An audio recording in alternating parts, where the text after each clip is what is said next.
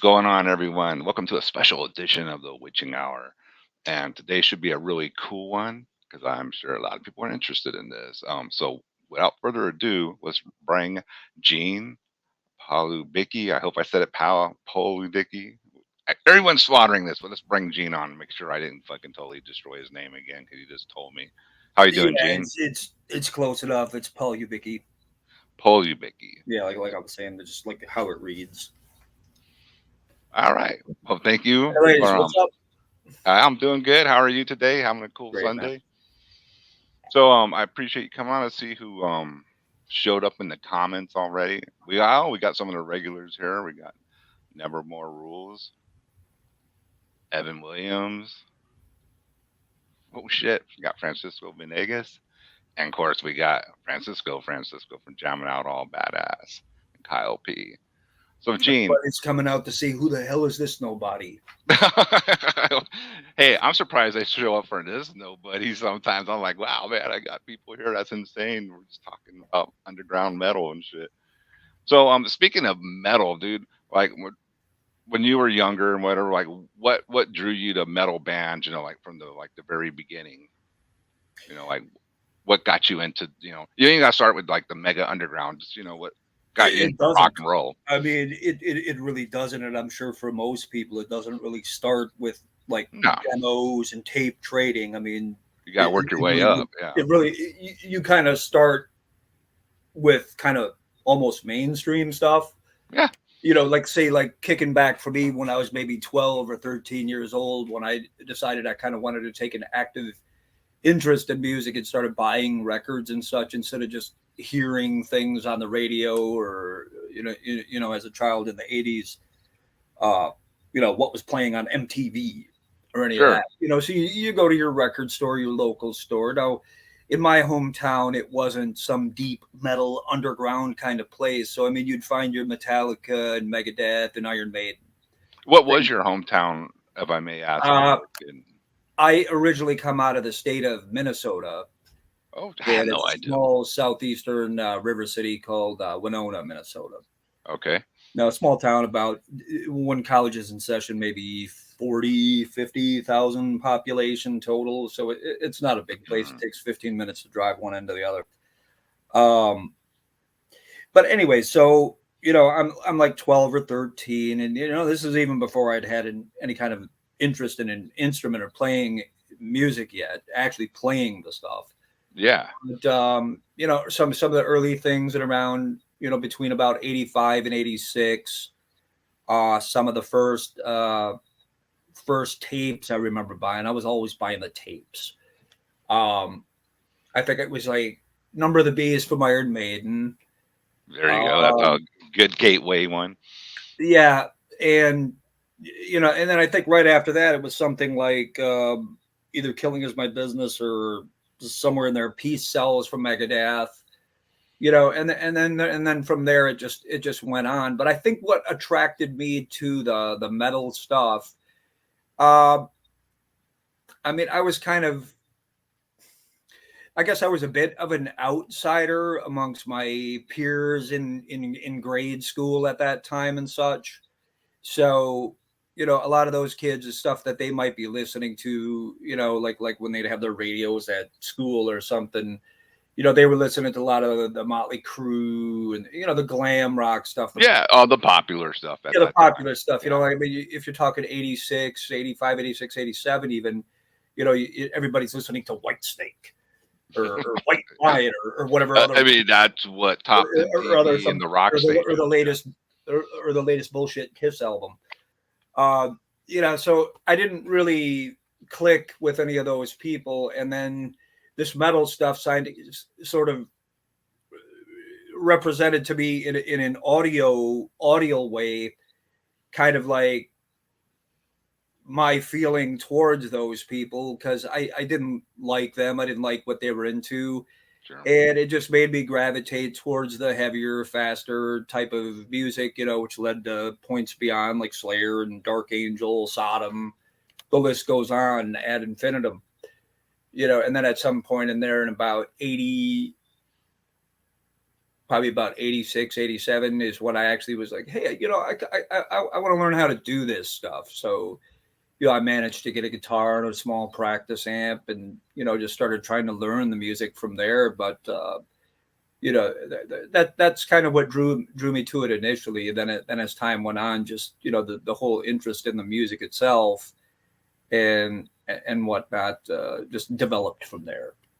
So when you were getting into like the heavier thrash stuff, and you're like the other kids were into Motley Crue and Cinderella or whatever those type of bands, were you into the whole like screwed up posers type of situations too? Like, because that was popular among my group of friends at that time. Like, we love busting on the posers and the glamsters and all that. Well, I mean, did you have a crew to run with at least? No, that's what I was going to say. It wasn't a us versus them kind of thing at all, because there really wasn't any us. It was me being the weirdo, going and singing along to Slayer's albums, whereas nobody else was into that, which it's like I wasn't really clicking with anybody else, so it kind of made sense to me that I was gravitating towards a music that nobody else around me was getting into either. So I didn't really have any peers, but there's something that I like about that. As far as my own personal development, is the fact that there wasn't anyone to tell me, oh, these are the cool bands or these are the uncool bands.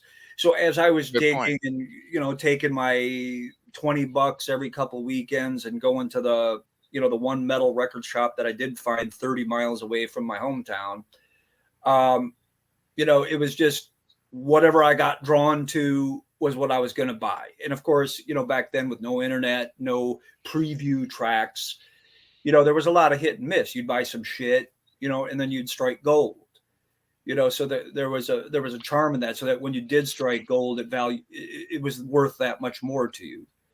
So you're looking like at a Sodom record or a Creator record, just judging it by the front cover and the pictures on the back and the titles. Yeah, I haven't never heard it, and it's not like a friend was saying, "Oh, you need to hear Endless Pain," or "Oh, you need to hear Obsessed by Cruelty." There was nothing like that.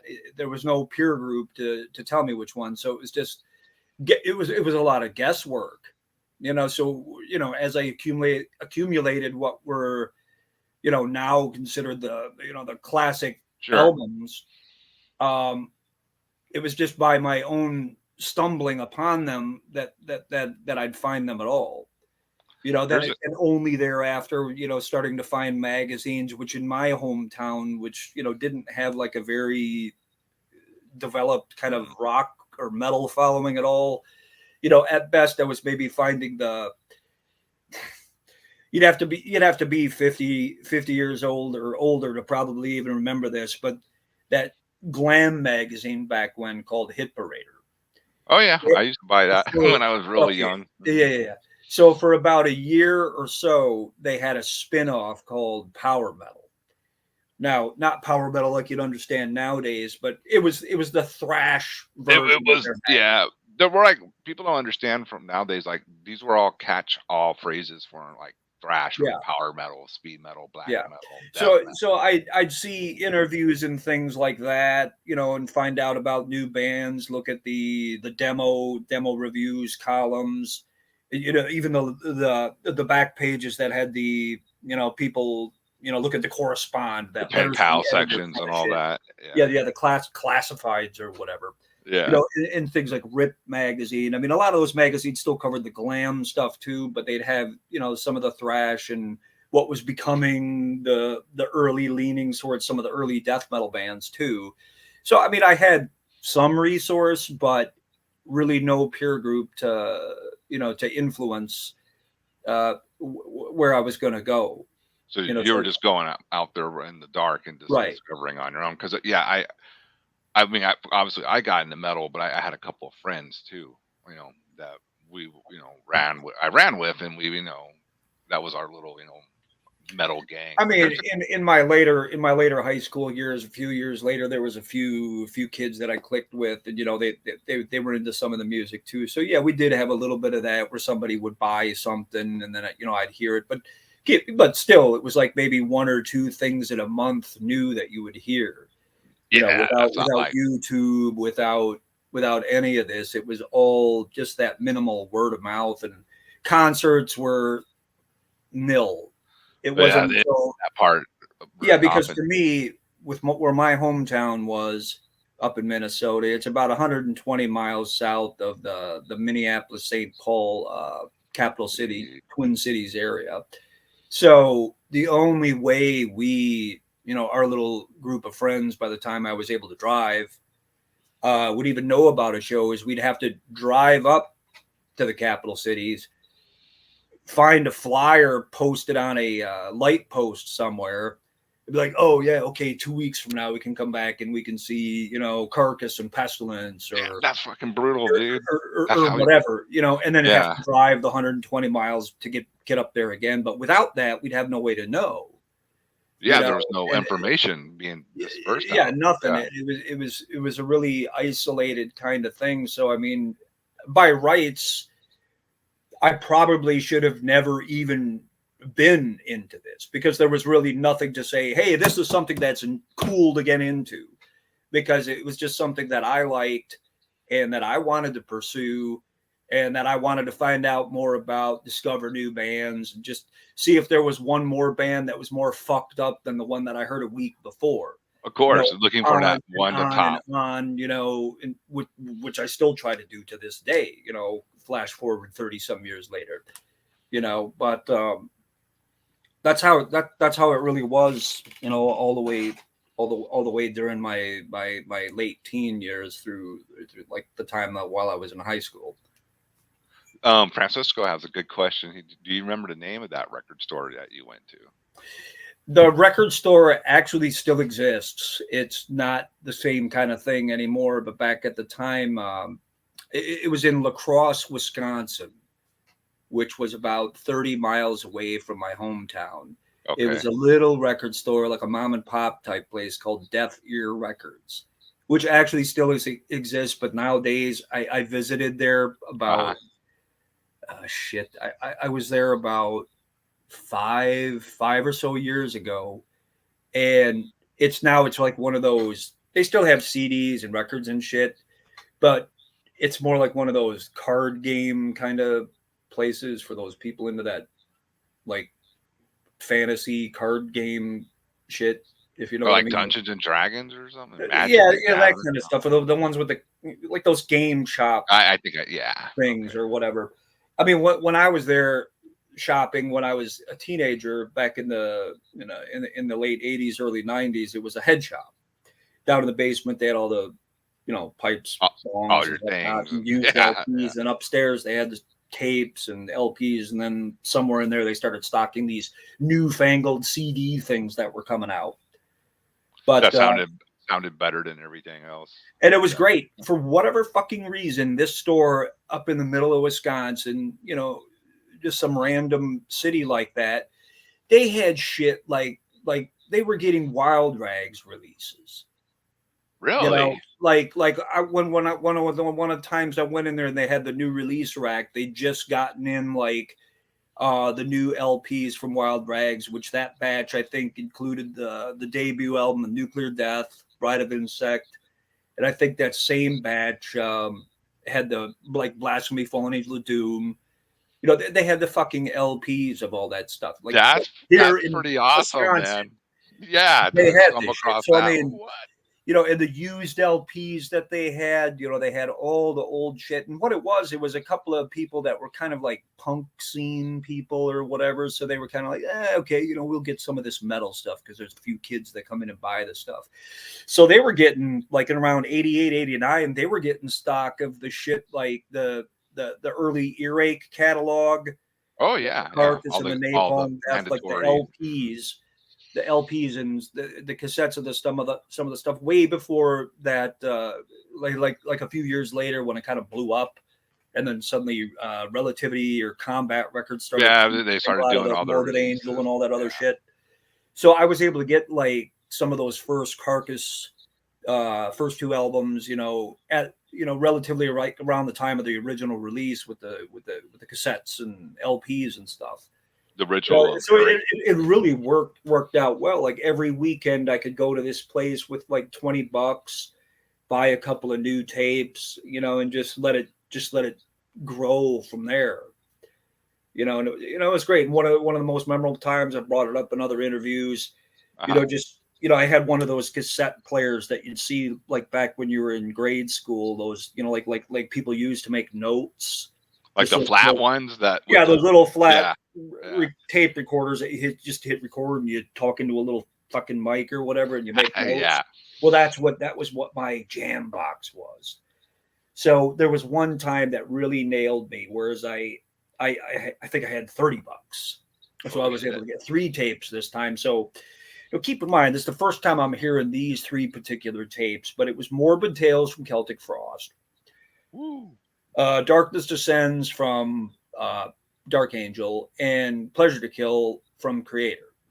So one by one, I'm listening to all these tapes in the same day, and it's the first time I'm hearing them, and it was just like wave after wave of an endless stream of fucking like all the riffs you would ever need to know in your life, that's compacted into quite these fucking tapes. I mean, it was just, if there's anything that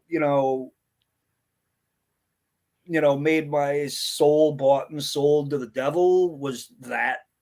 Oh yeah, that's a triple hit. Fucking 1, 2, 3, man. Yeah, absorbing it all. And there were other times like that too, but that one distinctly, sticks with me to this day. And and when you consider the albums that I'm talking about, it makes sense. And I mean, I'm sure for most other people from that same period that were hearing all those albums, those were very genre defining albums at the time. And plus they started to lead towards the extremity that was going to be what was identified as death metal coming up. I mean, Dark Angel, Darkness Descends it's like Rain and Blood, but more aggravated.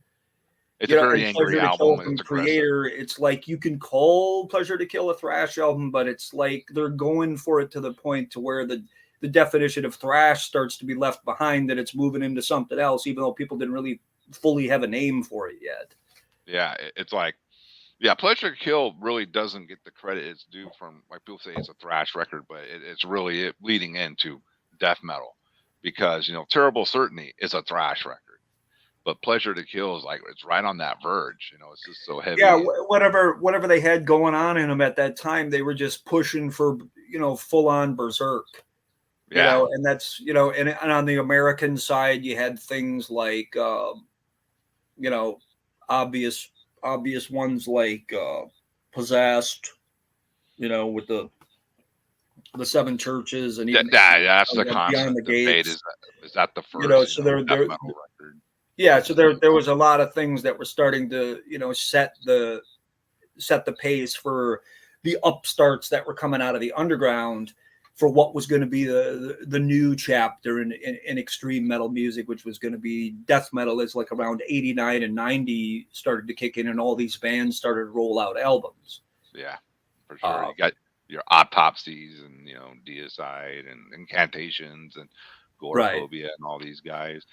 Now, when you said you got a guitar, like what, like, okay, you got a guitar, but like, like what band, like which ones were you trying to like learn the riffs from, or were you just like writing your own stuff, or when you first got your first axe, what type of axe did you get? What, you remember what it was? And let's talk about that type of thing, like you're playing and what got you started, or did you want to copy anyone or do your own thing? I think it was a rave edition BC Rich Warlock, which what those were like the cheap poor man's BC Rich guitars that for the kids who didn't have any money, you got one of the rave. Yeah. Oh yeah, that's what I mean, I remember there was the NJ series and the customs and every other fucking model you could get. But yeah, I had one of the ones that you could get for less than $200. It was a rave. Didn't have a lock and nut or nothing, but and I'm like 13, 14 at the time, and I'm like, ooh, I got one of those cool looking guitars.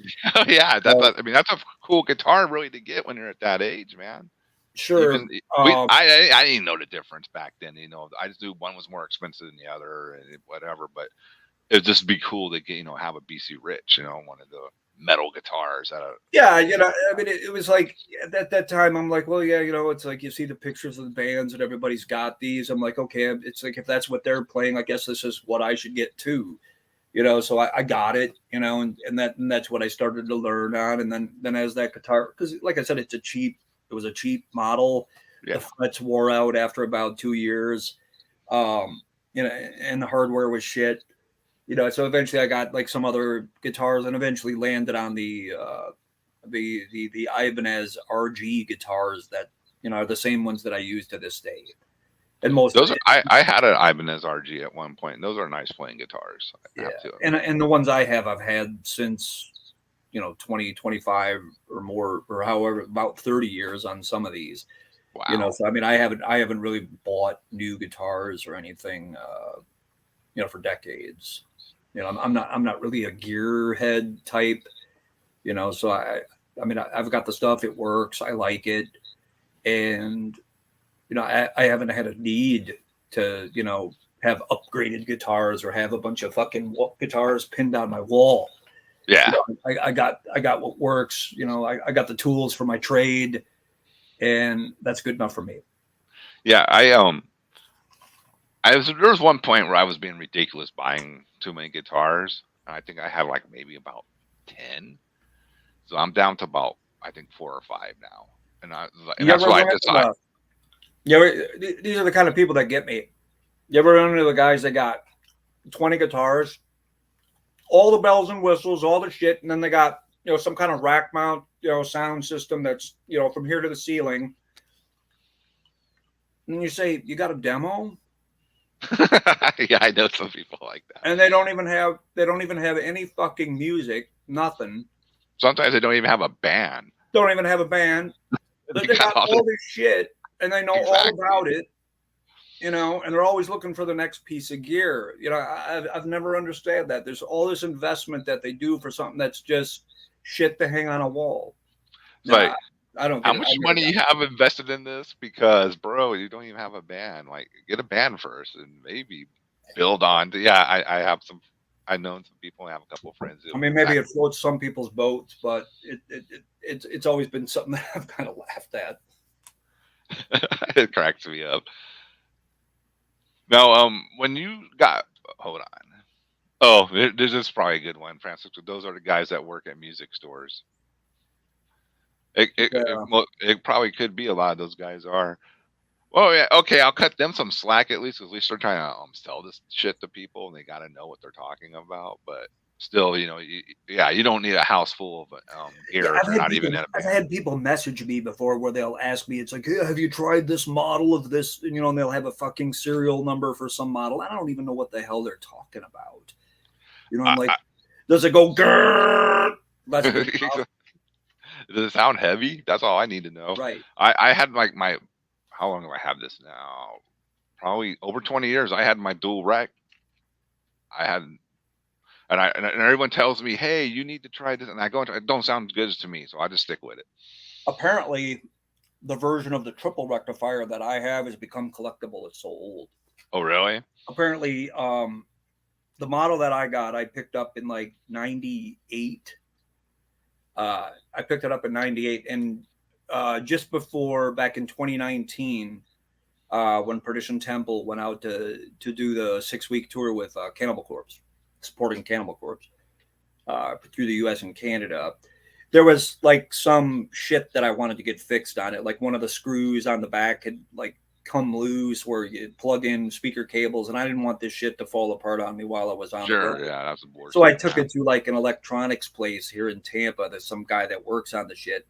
And while he was working on it, he told me that it's like, these guys that, got all these rectifiers, these are the ones that they want to buy because it's something about the wiring or some type of wiring that was in that model. They don't do anymore. That there's some different circuitry. Is that why the modern dual racks, they do sound kind of different? Well, plus they have like 4 rows of channels. The one that I had is like a red channel and an orange channel. For like when the rectifiers first became a thing and people were getting them, that's basically the model that I got, but the triple.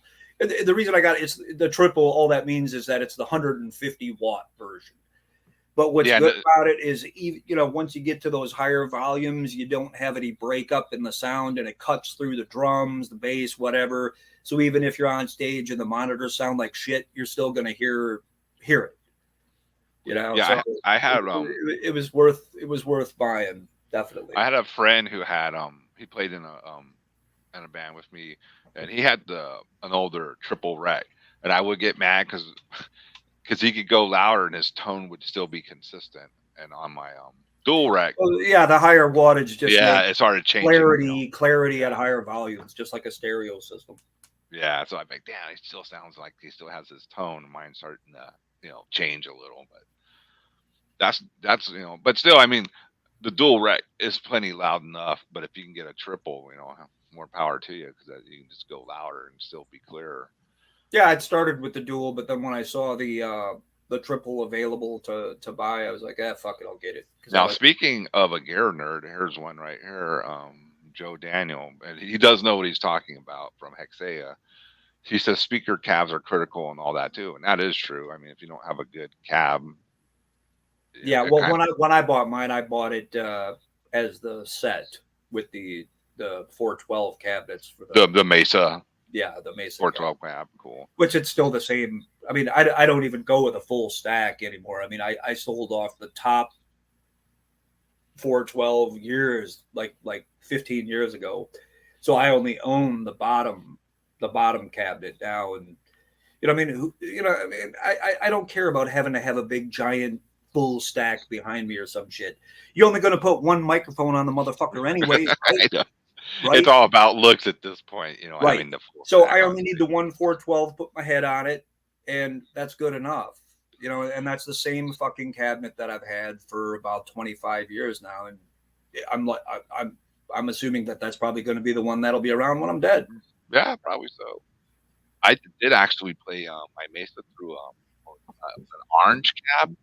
I do have to admit, it sounded really good. So I might get one of those black orange cabs, but I'm not sure yet. But I'm like, damn, this sounded nice. I have to admit. Yeah. 24 dummy cabs. Now we're talking the 80s when they had the whole fucking wall of cabs behind the band and all that. Well, yeah. Like you look at pictures of like Yngwie, and he's got to have that whole wall. But it looks great visually. I get it. If you look at the original LP cover of Marching Out from Yngwie, they made a different cover in the later years. But the one where he's squatted down and he's got all of his amps behind him, you look close at the picture in the back, you see there's one fucking microphone on one speaker of one of those cabinets. The rest is all just, well, I mean, this is known shit at the bands. They just put up the fake cabs and all that stuff. But whatever. I remember I first, I didn't know all this shit, and I got me and my friends got hired to help some band come through, right?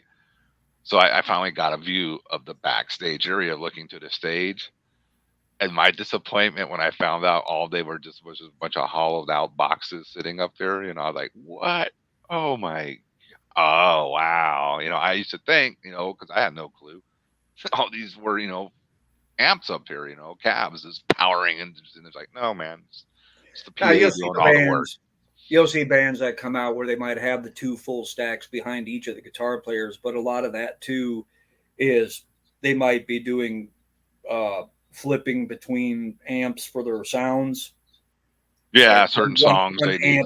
One amp setup might be their rhythm guitars. Then when they switch over to a solo, they'll hit an A/B switch, and then they'll pop over to the other amp. So I mean, sometimes it's not for show, but when you see that ridiculous wall of amps, it's like it might be showy and picture perfect, but it's nothing. When did you now I was looking through here, and Piety was your first band, is that correct? Okay, so in about wintertime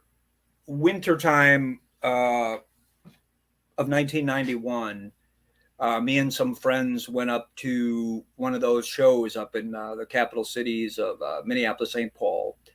And it was at a place called the Caboose. It was either St. Paul or Minneapolis. I can't remember, a long time ago. and it was the Morbid Angel Blessed Are the Sick tour where they had Entombed and Unleashed supporting. Oh yeah, I saw that here in San And Antonio. That was a good one. yeah, if you remember, I don't know about the show you saw, but Entombed was a mess. Yeah, they didn't Um, have what's his yeah, name, the singer, like who one of the was guitar players or somebody was trying to do vocals because whoever it was that they had, if I'm right on this, um, for anybody that remembers, after they did Left Hand Path, there was that little mini cassette that came out called Crawl that had like a different singer than Lars. Lars. Um, There you go. Thank you. yeah, I don't remember who. It's a long time ago. But anyways, when they by the time they did that tour, even the guy that sang on that apparently wasn't in the band either. And it must have been a last minute enough thing where one of the guitar players tried to do the vocals.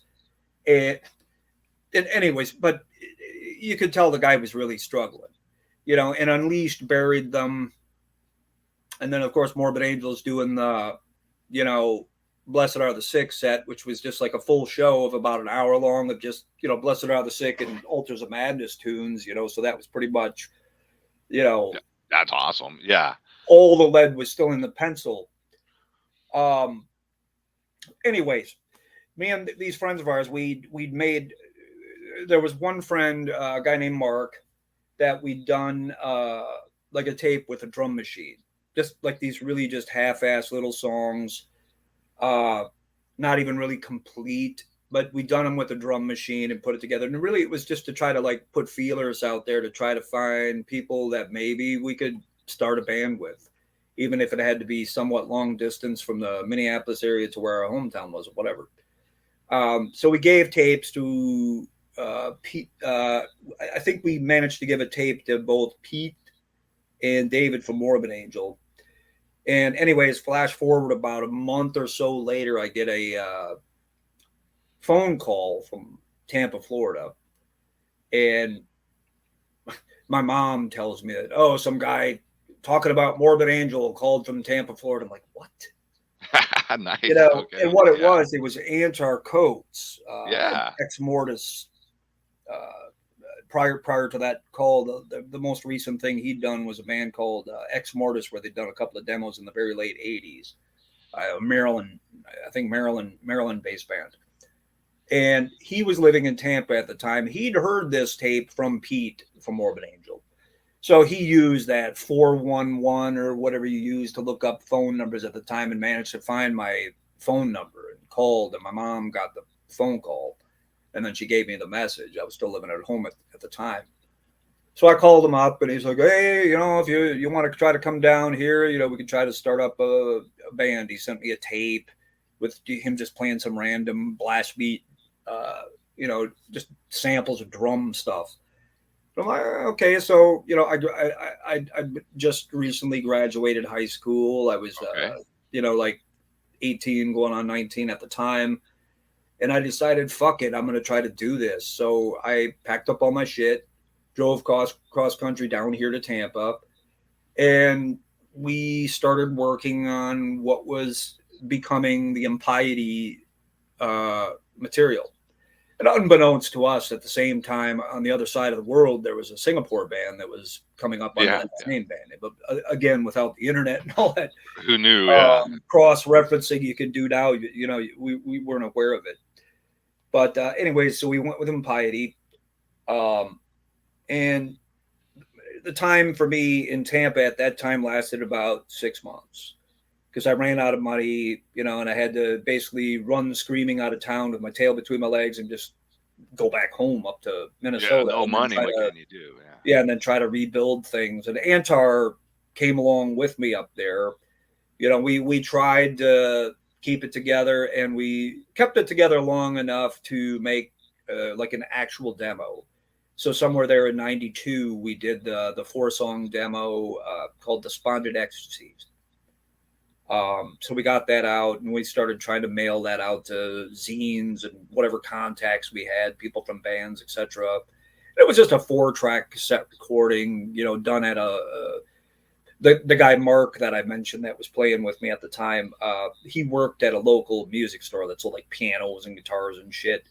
And they had a little studio room with like a 4-track setup so you could just record shit. So we, went in there, after hours one time because he had a key, and we just made the demo. You know, Um, so that was it. yes, it's Antarcoats, the Blastmaster, right? Yeah, He's yep, and yeah, Anton. Diabolic and all that later Yep, on. Diabolic, Blastmasters, and a few other things. Unholy Ghost, yeah, Ghost. that's Yeah, who we're talking about here, JD. yeah. Yeah. Well, I mean, access to even a four tracker back then, those ain't like nowadays. You can make a great sounding thing with home studio. Back then, that was really hard to like even for me when I was in bands just to get a decent recording. So just to have even access to a little studio with a four tracker is actually pretty cool because Yeah, you it know, and I mean, wasn't as convenient as now. You can record so much at home with but yeah, computers and the shit. technology now, you probably have like 16 track recorders that you can put in your back pocket, and you can just, you can make your whole fucking demo while you're, sitting around having your lunch and nobody needs to even hear any of the noise, you know, Right. It's preamps, crazy. shit. But that's cool that you had access to actually get that demo out. And how was the response to the demo? I mean, there was a few reviews we got, but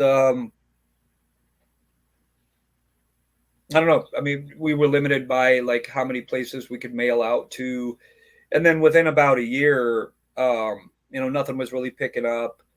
Um, I mean, we started to get kind of misdirected on exactly what we wanted to do, what we wanted to try to do for new songs and all this, and eventually, Antar decided to leave, and he went back to Maryland, where sometime after he started up Horror of Horrors, Oh yeah, that Maryland band, which I think they yeah. did like two records, real underground releases, but Barely remember that about name, but yeah. about Wow. two records of stuff that he did, and I think there was some other project that he did too, like some band called the Croesus, but I don't remember what country they're from. It was some other thing.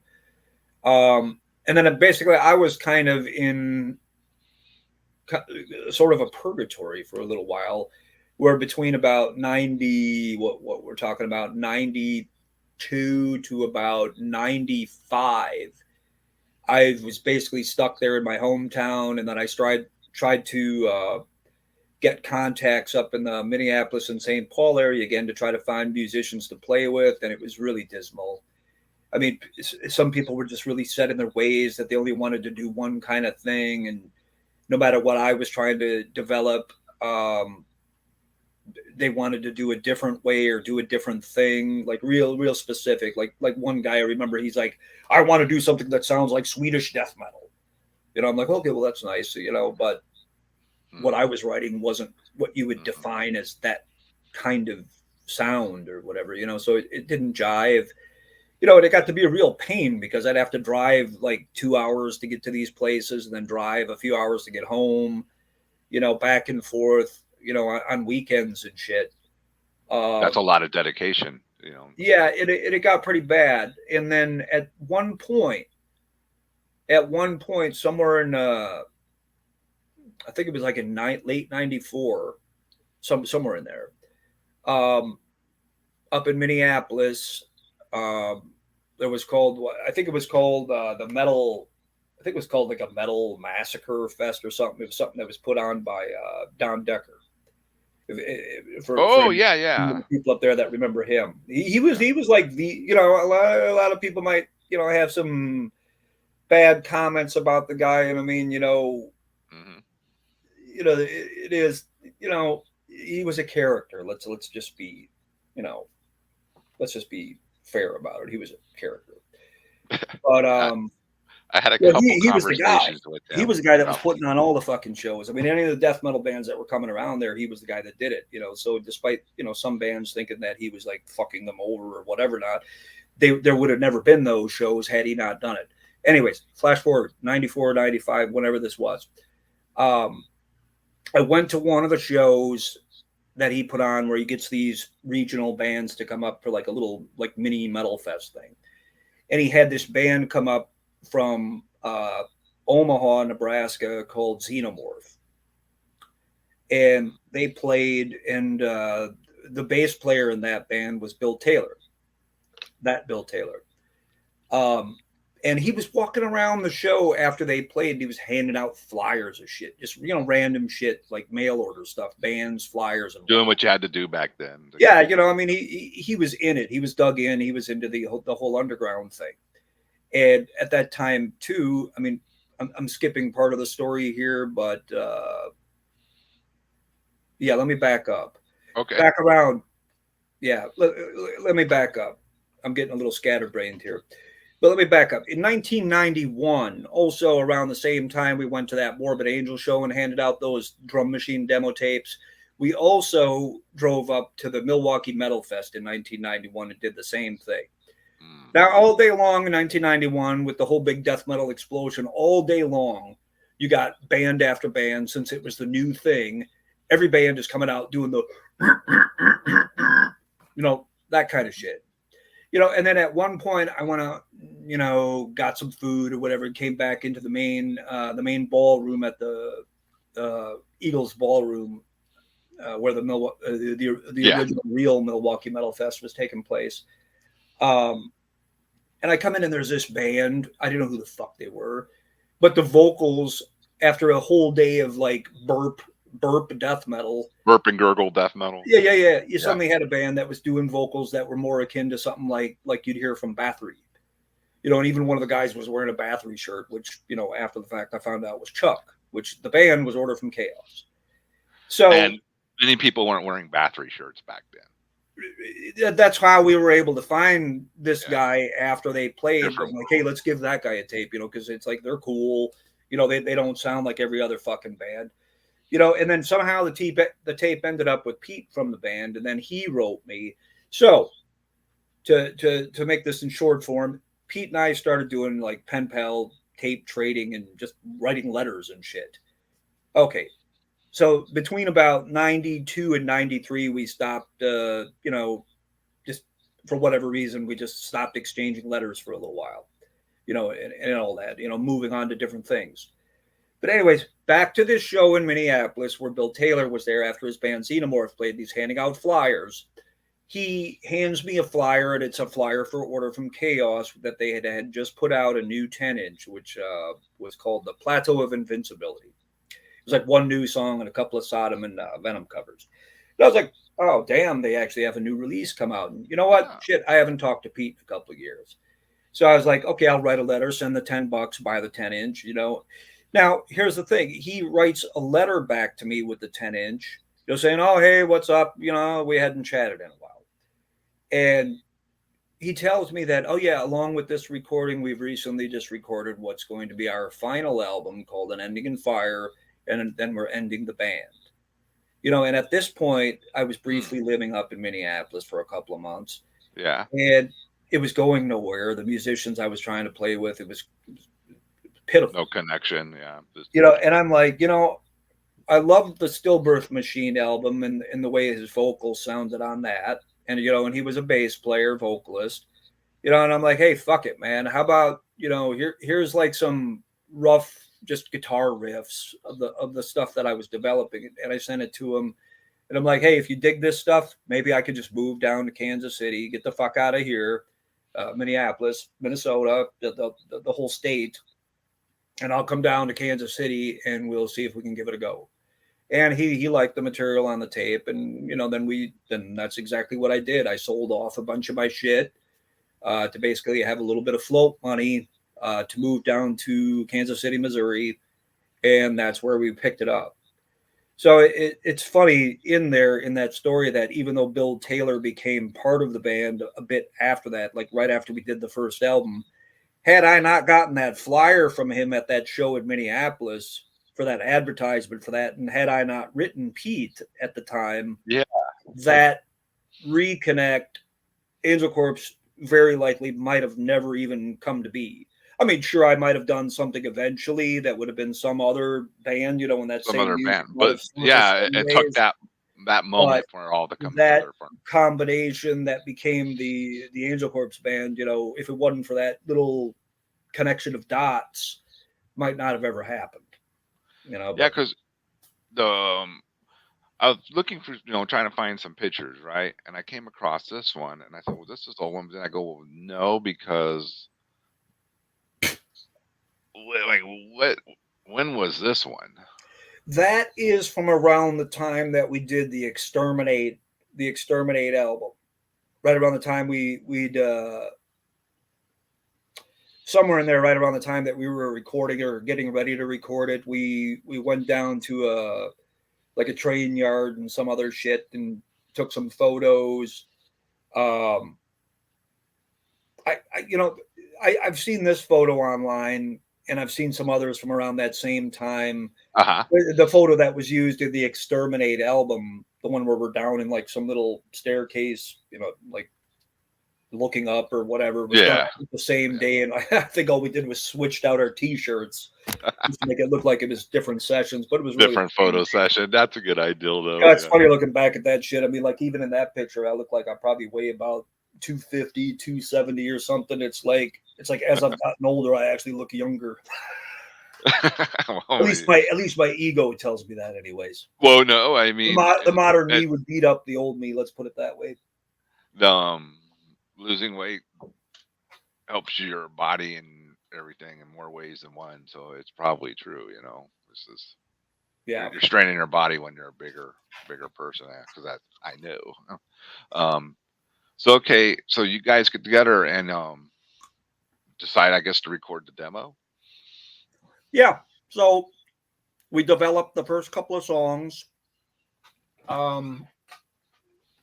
There was 3 songs that I already had finished, which became what the hell? Perversion Enthroned, Scapegoat, Soul Flare, and then Pete had a few riffs, and then I added a few riffs, and then it made us the song Lord of the Funeral Pyre. So we recorded those on a 4-track, and we didn't even have our own 4-track at the time. When John came into the picture as the drummer, one of his bandmates from the other band that he'd been playing in at the time had a 4-track, so he came over with it and set it up. And what happened was we're recording the demo, and part of the reason it's got that, anybody that's heard it, that real fried sound, because when you bounce, you had the bounce tracks. The guy, when he did that, he somehow had the bass and the drums on the same track, and it was too hot. So there was no way to mix that out when it came to get that out, though. Yeah. Because the guitars on there were actually pretty crystal clear, and the vocals were pretty clear, but that drums and the bass, So I mean, it is what it is, and it did what it did for us, But I mean, on a production level, it, even for us, it left a little bit to be desired. Yeah, I mean, yeah, because once it's committed like that, you can't undo it. It's done. Yeah, I mean, plus we didn't look at it as like, oh, we want to get signed from this demo. That ain't what we were trying to do. That was like a first go at making a demo, just so we had something on tape, so we could send it out to fanzines and etc. Just to say, hey, here's what we're doing. Yeah, here's that was a lot of it back then. Maybe not the greatest introduction to the band, but here's what we got. Take it or fucking leave it. And yeah, it's just a little introduction to the band. Hey, and I'm sure you had contacts you wanted to give it to, and hey, check this out. I mean, our prospects at that point for the next thing was not to do like an album right after that. We were projecting at the time and say, yeah, maybe on our next demo we might include band photos, and shit like that. So we were talking about like, oh, what's going to be the next demo, like demo number 2 or whatever. But then along came the Osmose offer, and we were just like, all right, let's just go with it. How did that come about? Did Hervé, obviously you guys probably didn't send it to him, right? He found it through the underground and contacted you guys, or how did that work out? It's a funnier story, and I've told it. I think I told it like on the in a comment on social media or something, Facebook or something. It's kind of funny. It's almost like one of those tips and tricks to try to get your band signed kind of things. Sort of. Probably not the best way. It's also another great way to probably lose your money if you do this too. We just got lucky. But anyways, here's how it goes. We made the tape, and at the time I'd ordered some shit from Osmose previously. So I had one of those paper catalogs that came from Osmose. The old school one. Yeah. Now, when I read through it, in the list, they had demo tapes of bands that they were selling. You know, and I'm like, well, hey, who do we got that's going to sell tapes, demo tapes, that so that we don't just have to individually mail them with, never mind, but I still sent out over 1,000 tapes myself, anyways. But so what we did is we looked through the catalog and we found some shit we wanted to get. Like it was like at the time, I mean, we're talking 1996. So lo and behold, the Belgian or Netherlands company that was putting out some of the CD versions of the old Wild Rags back catalog, they had CD copies in the Osmose catalog of the Blasphemy of Fallen Angel of Doom. It's here in the States. Fucking nobody had that. It was Not rare, on and CD. the whole hype behind Blasphemy didn't really exist yet. It was still kind of like an obscurity that you either knew about or you didn't.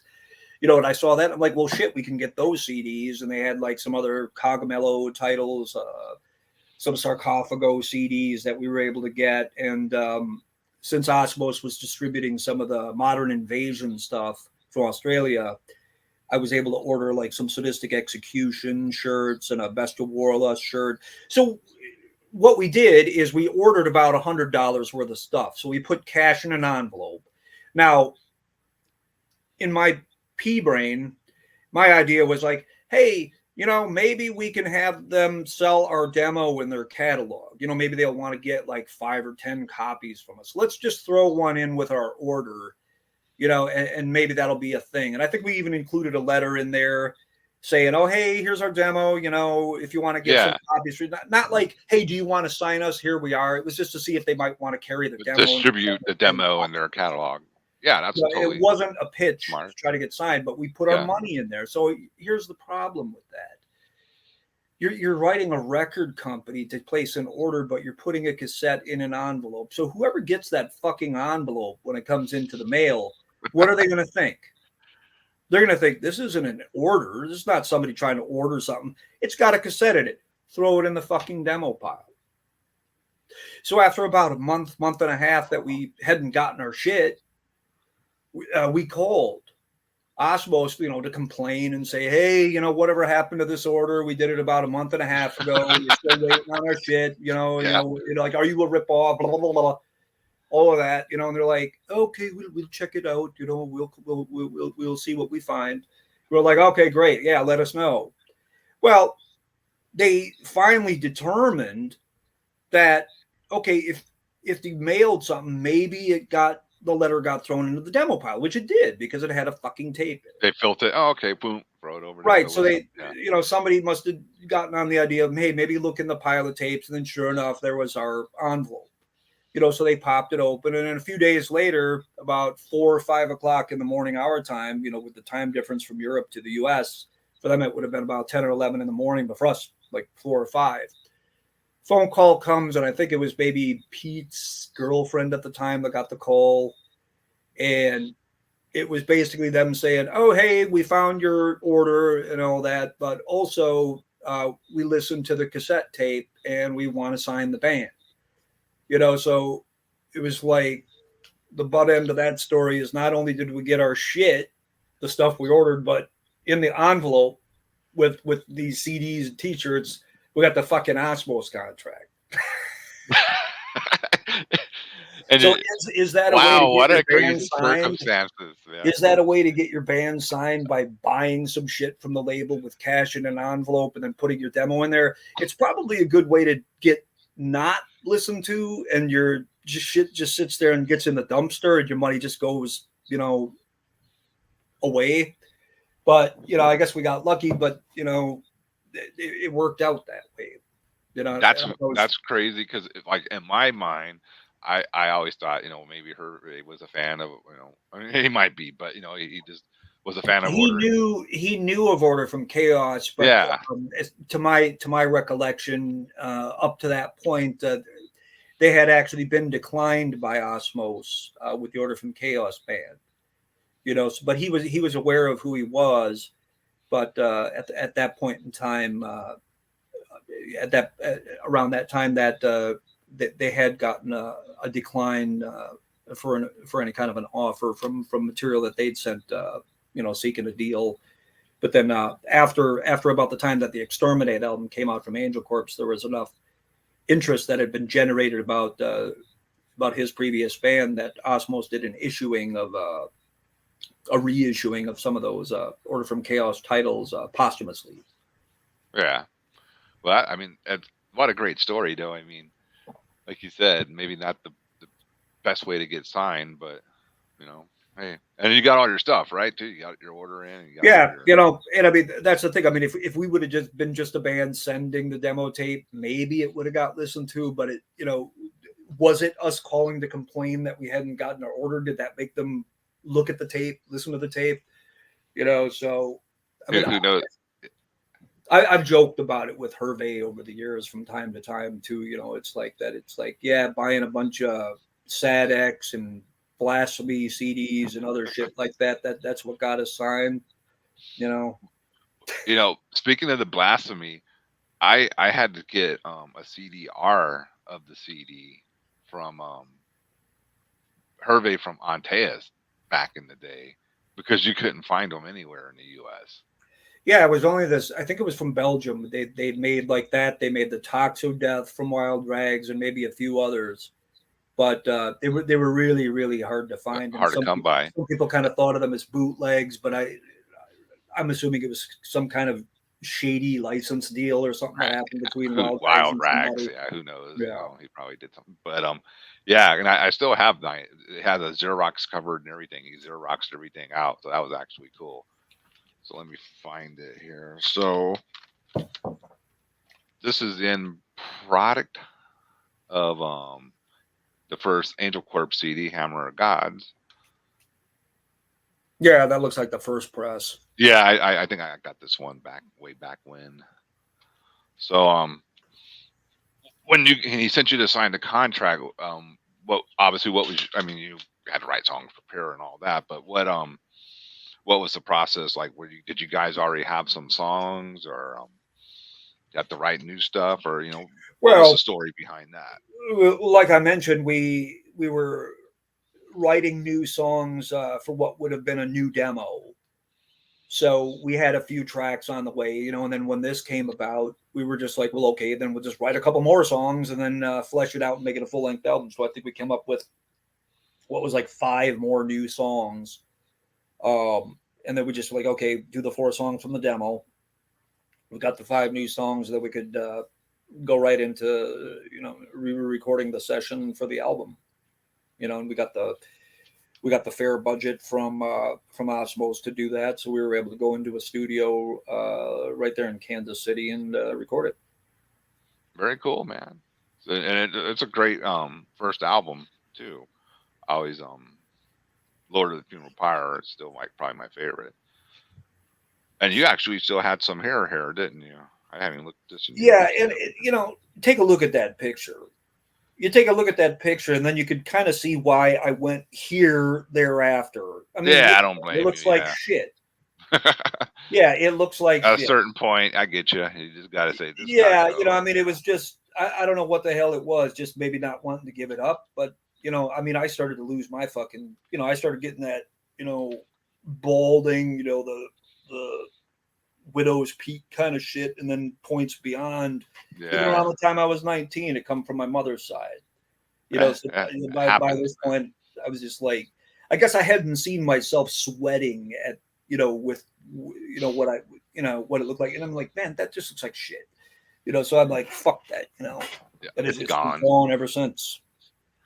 Did you guys do any touring on this one? I don't remember. Yeah, if you did. So yeah, what type of tours did you go out to? The first tour was with well, we did a couple of shows in the States in '97. I think the first gig we ever did was sometime right after we recorded the album. I don't think the fucking album was out yet, but we'd recorded the album, and Infamy and Coffin Texts from out in California, badass fucking bands from that time. Oh yeah, yeah. If you're into death metal, you know these fucking bands. Yes. They were doing their own tour, you know, just loading up vans and just driving across country. They booked these shows, and they hit us up. Josh Josh, R.I.P. Hit me up and he's like, "Hey, we're going to be playing in Wichita, Kansas. You want to come out?" We're like, "Fuck it, all right, we'll do it." So we drove over, and that was the first show we did, was with them. Them and Coffee Techs was cool. And then after that, we did a few one-offs here and there. I think we did a Milwaukee show and Minneapolis with Monstrosity Invader. They were on a tour together. And we just jumped on a couple of shows and a few other random shows too. Then we did one in New York, which I think might have been the second show we did. And that was the first show we did where I had my new bold head that I was coming out with. Uh-huh. I think it was called Death Stock or something. And Cannibal was playing that one. And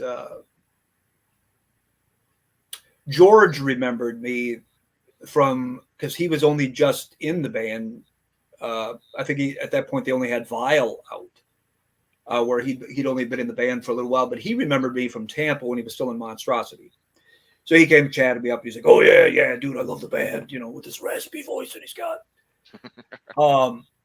And all that. And then I chatted with Alex for a little, and I didn't even know these guys. I didn't even recognize Alex when I was talking to him. I didn't know what these guys looked like, face to face.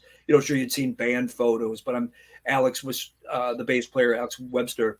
Yeah. Talking to me after the show. He's like, "Oh yeah, I really like this stuff. It's got the crazy kind of aggression like Thy Kingdom Come." And I'm like, "Yeah, man, great taste." I'm like, "Do you play in one of the bands?" Yes, so I didn't even know it was him from Cannibal. But anyways, I think we all do that type of shit though. So that was one of those. Sure, you're not. I've done silly things too. But anyways,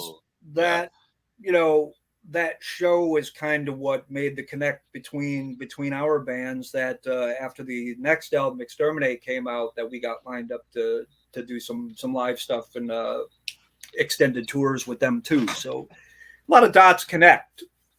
And one thing leads to another. And here we go. Here's this is probably my favorite one from Angelcorpse, Exterminate. Yeah, a lot of people have that one as their favorite. Yeah, and I know you came to San Antonio. I know Thornspawn, when I was in there, we played a show with you. I'm pretty sure. I am more than sure. Because didn't you come through with Incantation a couple times to San Antonio back in the day? Okay, so there was likely, because on the Cannibal Corpse tour for '98 that we did to the U.S. and Canada, which was like 9 weeks.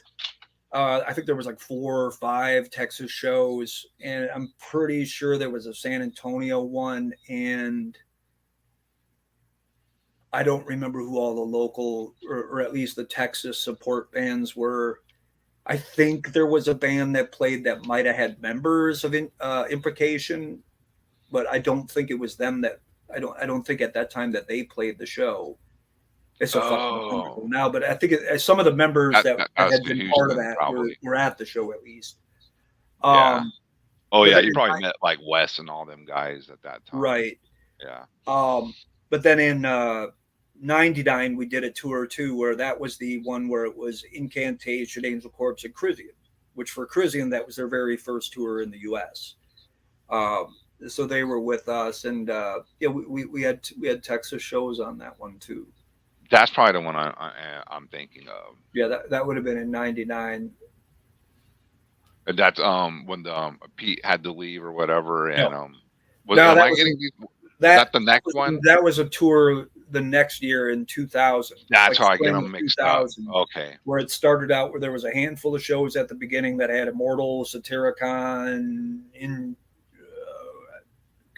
Angelcorpse, and Crisian, and maybe it was just those 4 bands.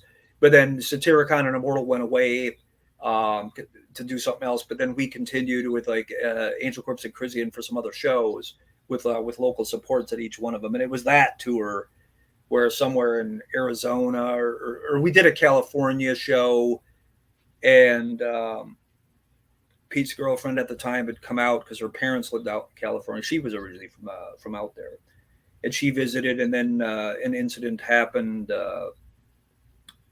when she was at a train station or whatever. And then he had to leave or left the tour after some show in Arizona. And then by rights, we probably should have just stopped and just drove home the rest of the way. But we had to go through the same areas where the next shows were. And Alex from Crisian tried to do a crash course in the lyrics and tried to do a few of those few shows for us, which was like I think there was like a Houston show and maybe It was here in Dallas or something. San Antonio for sure too. I remember. Right, and that. then we had like in Alabama there was one or two, and then at the very end there was like a show in like Fort Lauderdale, Florida, and that was the end of it. And I mean at that period of time that was the end of that era of the band. Yeah. Then after that, a few weeks after everybody was home from the tour, Pete had announced that he was going to leave the band, and then Tony, a few weeks after that, ended up in Nile, and then that was the end of it. And how did you come across getting Tony in the band? You know, backtrack. Tony came into the picture while we were down here in Tampa at Morrisound doing the Exterminate album recording sessions. We were staying at a house where at the time George from Cannibal was living and a couple of other guys. And it was like literally right around the corner from where Morrisound was. So it was a great place for bands when they came to town to stay at this house so they could just, creep over around the corner and go into the studio. While we were at the house, the Japanese band Defiled was there at the same time. They'd just finished and they were just still hanging out in Tampa. So it's a bit of a party scene, like every night after we got home from the studio sessions, that kind of shit. I forgot what I was. Wait, well, what the hell? We're probably almost on to Inexorable, but talking about what happened that period in between, how Tony came into yeah, I did. How'd you get Tony? Because Tony was coming in and hanging out. It's because he was friends with all these guys and he knew the bands were around and that it was like kind of like a, go to the studio, come home and everybody's partying, and Tony was into the band, so he was hanging around and, I think he was looking to see if we were going to maybe need a new drummer, because we did a show just before we went into the studio and it, granted, we drove like 28 hours or something or some crazy shit to try to get to Tampa. And then like the next day we did a show. So we were pretty shoddy and it was pretty busted. And we had some troubles in the studios tracking the drums. And then Tony kind of spoken to me. It's like, hey, you're going to have your current drummer go out and do a tour or any of that, because we were starting to build steam, and become a known band. And obviously Tony was trying to find something new. I think he was kind of between bands at the time. He was only doing like drum tech stuff for Cannibal and sometimes live for Malevolent Creation. I think somewhere in there he did an Ashran album and maybe a few other like kind of session job kind of things. Okay. But then after we did the Exterminate album, it was decided that we were going to part ways with John as the drummer. And I knew of Tony and I knew he could play the songs. Okay. So I called him up and I said, hey, I knew you had interest in this band, do you want to come and do it? And of course, he did. And so he came up to Kansas City to rehearse with us before we did the tours that we did after that. And then, of course, he did the subsequent album, Inexorable. Very cool. This, another fucking rager. I mean, his drumming on her is insane. Am I showing the right one? No, I'm not. Damn it. Sorry about that. Here we go. Grab the wrong one. Inexorable. Yeah. There you go. Yeah, he's wearing my old band Indignation shirt too. That's hilarious. I always thought, what?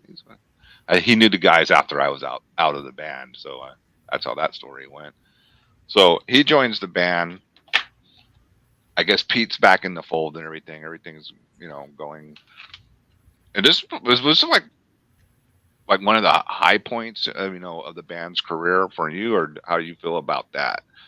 Because it seemed like you guys were, It doing a lot of um, stuff at that time. it really should have been. Um, had Pete not quit the band at that time when he did, maybe we just should have just took a break for a little while. I mean, if there was some of the burnout, and the events that happened, had we maybe taken a break and not just be like, oh, let's just quit and end it. I think we could have done a lot more stuff. There might have been a different history uh, to that band, but because that album was really starting to blow up. I Yeah, mean, I it was, remember it. but You're the getting thing is, good by the tours time and that was happening, uh-huh. we'd already pulled out. We were gone.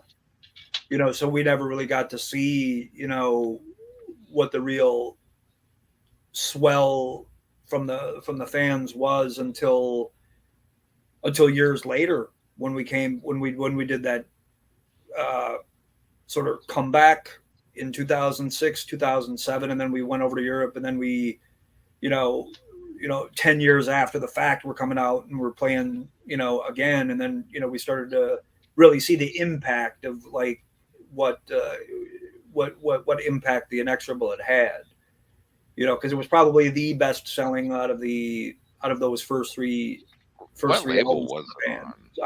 So Osmose, but in America, the American Olympic edition was Olympic flip Olympic disc and Records was the license for the states. okay. And that kind of had major distribution back then too, It right? did That for a was minute.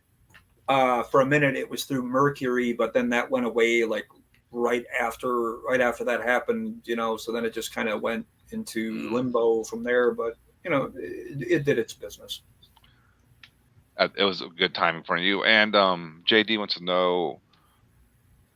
No, I clicked the wrong one. Talk studio stuff during. Do you remember any of the, your studio recording at Water Sound for an Exorable? Like, you know, how the studio sessions went? Like, any of that ring a bell?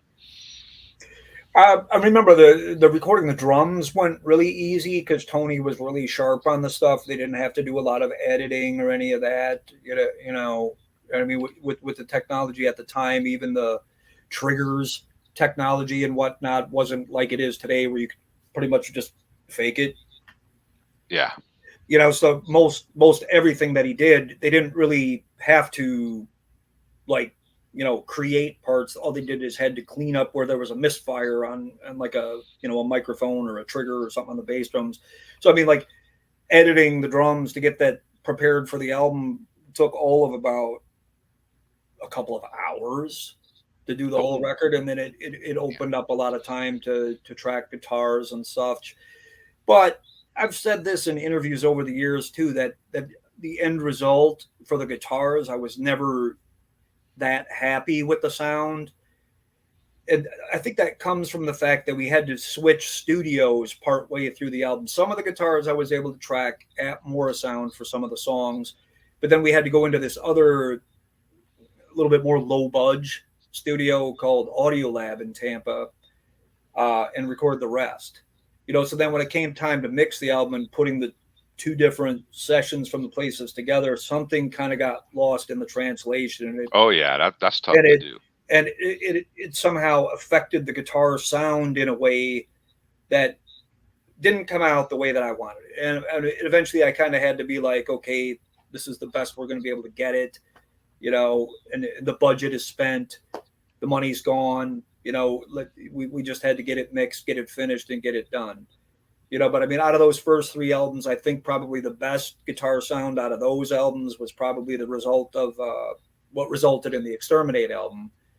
But on the next album, I didn't think that we got the as far as the performances, it was great, but the actual audio for me of the guitars, it was less than stellar for me on that one. Well, that's a tough proposition because you're obviously not going to get the same sound from one studio to the next. Right, You know, it's just that's pretty right. much, especially if you're miking live.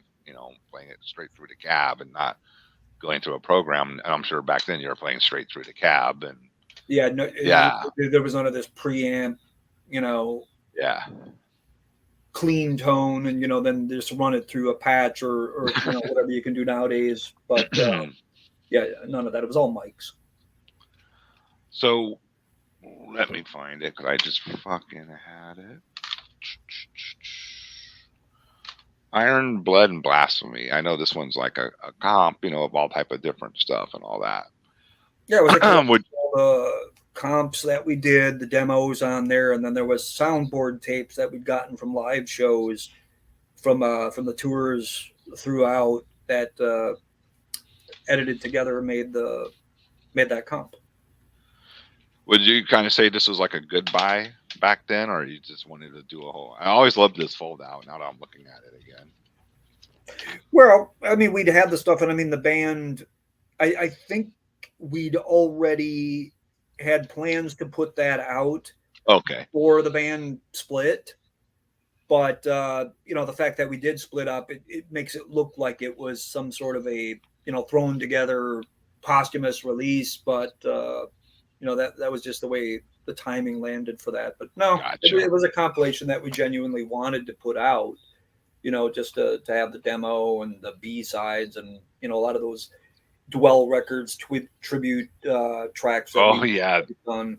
Those were quite popular back then. Those Yeah. 12 tributes. Yeah. Now your version of Kill Again rules. Yeah, that was cool to do.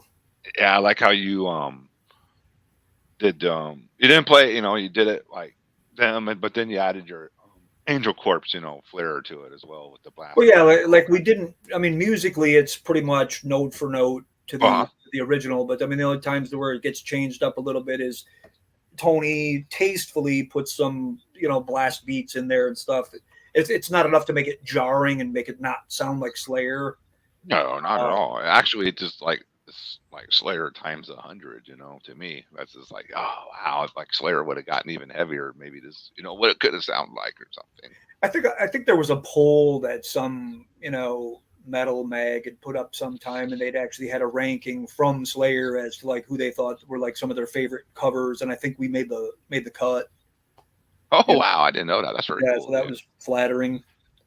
JD wants to know what type of wah-wah do you use? It's a Crybaby wah, and the reason I like that one, it's one of those ones that doesn't have the button, so all you got to do is step on it and it goes, and then step on it again and it doesn't. Like the Morley wahs that a lot of people use, there's a button. You have to take your foot off the pedal and then hit a button on the side of it to switch it off. I mean, maybe they make a model that's not like that, but the one I have is the traditional Crybaby. You just jump into it. And you just step on it and it goes, step on it again and it's out. I actually economy of motion. I used a wah for first time in Pius Levis on one of the songs. I never tried it before, and I actually liked it. Well, it just gives a little flavor. Pretty cool, man. I was just doing a little down, but you added the wah-wah to it. Yeah, I mean, coming from things like Hell Awaits and Rain and Blood and the noisy, crazy solos like that, that's what really inspired me to want to use the wah pedal, just to get that Kerry King, right, for sure. With that frizzle fried kind of sound like that. And I think, I think even like some of the tones, like that Tom Warrior had on some of the Celtic Frost stuff, whether or not there's a wah in there or just like a super hot distortion or something, but some of that, kind of had almost like a wah effect too, and that's where a lot of that came from to employ into my own stuff. That's what I like about a lot of your riffs. Like, even though you guys, you play in a modern style, but your riffing comes. Now, a lot of bands say they're into this old stuff. I never hear it really in their music, but I hear it in their riffing, like the Dark Angel, the Slayer, the Creator, and all that. I hear that. Just I don't know, man. It's like that stuff, but more extreme, more modern, take on it. Where like a lot of bands now are just like super down tuned and just making, they're fast, but I can't make out a thing they're doing. Do you know what I mean, or do you? Yeah, I mean, with the way that I write the stuff, my stuff, I don't try to adhere to any one swing of the genre. You know, I mean, I might have something that's thrash or something that's, you know, sounds like it's dated from 1985 and within a pattern or something that I do. But then the next riff in a song might sound like something that you'd hear from bands within the last few years. Yeah. You know, just things like that. Because I mean, I don't try to, you know, specifically date the sound of the music that I write. You know, I don't want it to sound like, oh, I want it to sound like bands from this country, or I want these songs to sound like they're from, you know, this time period or whatever. But I draw a little bit from here and a little bit from there. You know, nowadays for a musician, you know, you've got around 50 years of various types of metal music to be able to draw from influences all the Oh way yeah. back to about 68, 69 into the early Sabbath and, you know, the early bands that were starting to do like the more heavier music at all up to last week. You know, you've got all varying types of, you know, offshoots of what translates to metal. You know, so, you know, I try to do a bit of that even now.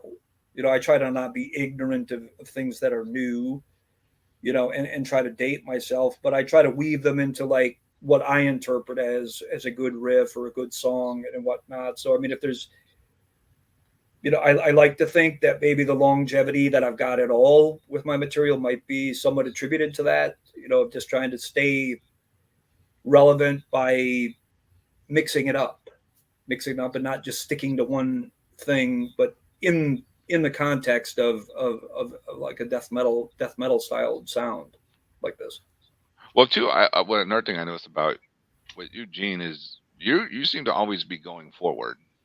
You never seem to rest on your, laurels with anything. You're always, producing new music, working in projects, and and you're not like a super young guy. You're still at it and passionately, and you support new bands, and that's cool to see from the older metalheads dudes that don't 'cause it's easy for me to say I'm not gonna lie. If I listen to music, I usually go to my old school catalog, Possessed, Slayer Creator, and all that. But I still actively do buy new music too, to keep, not to keep up with it, but just to because I like some of the new bands as well too, So I like Yeah, when, there's just as many good new bands that come out now as there was 30 years ago. It's just that 30 years ago you maybe had 40 or 50 new releases, you know, meritable releases that would come out in a year's time. Now you have about 1,000 a month. You know, so to find the real it, gems is tough. it's it It's is either tough. some luck that you're going to stumble on something, or you know, somehow something's going to get fed to you and you're going to be like, wow, that's great, you know. But it's a lot harder. But you know, when you find the stuff that, you know, hits you, you know, it's just as good as stuff that can come out from bands today as it did, you know, years before. Like for me, back in about 87 or 88, I got it's a popular comp. It was the Satan's Revenge 2 comp, Oh yeah, which anybody remembers that knows that that the has some heavy importance in hitters. the underground of that comp and all the bands that came from it, and the notoriety of the bands. But there was a band that I'd heard, you know, maybe what 6, 7 years ago, originally out of San Diego, like Ascended Dead. Oh yeah, If they you're rule. familiar with that, Yeah, and they when I heard their first recording, it was like, this sounds like a band that could have had a track on that fucking comp. You that's know, pretty right true. alongside like the track from Thy Kingdom Come demo, Yeah. Inexorable, the Ripping Corpse, and whatever other few bands that were on that comp. You know, it had that kind of sound, that just real, just churning, you know, ugly fucking sound that you weren't hearing from thrash bands. Because around about 88 is when thrash bands started to kind of fizzle. Wane off. Yeah, I they mean, started fizzling. you know, take a look at your collection. Look at 1988 from all the classic old guard bands. It starts to get a little bit smelly in the room. You They know, actually they actually started writing. I guess they become more popular, and they but lost yeah, that because edge that made them after popular. after Injustice for All came out, everybody started wanting to have that really dry, sterile kind of production.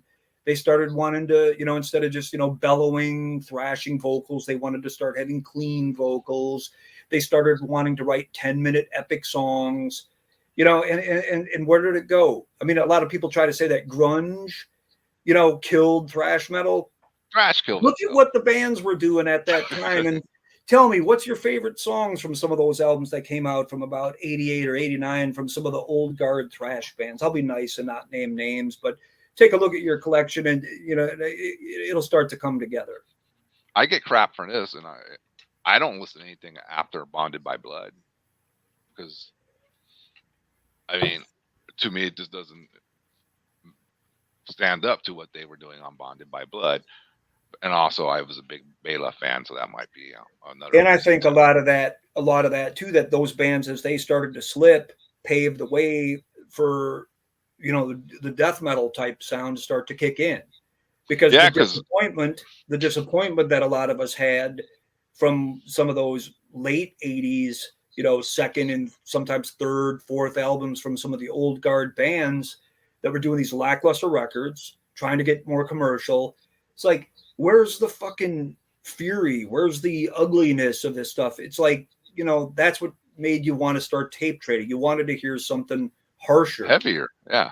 So it paved the way for the labels to get all the man's blast beats and the gurgling vocals. And, then out came, Morbid Angel and Deicide and Carcass and, etc. Cannibal, yeah, Napalm. It opened the gates for that to become like the newer thing.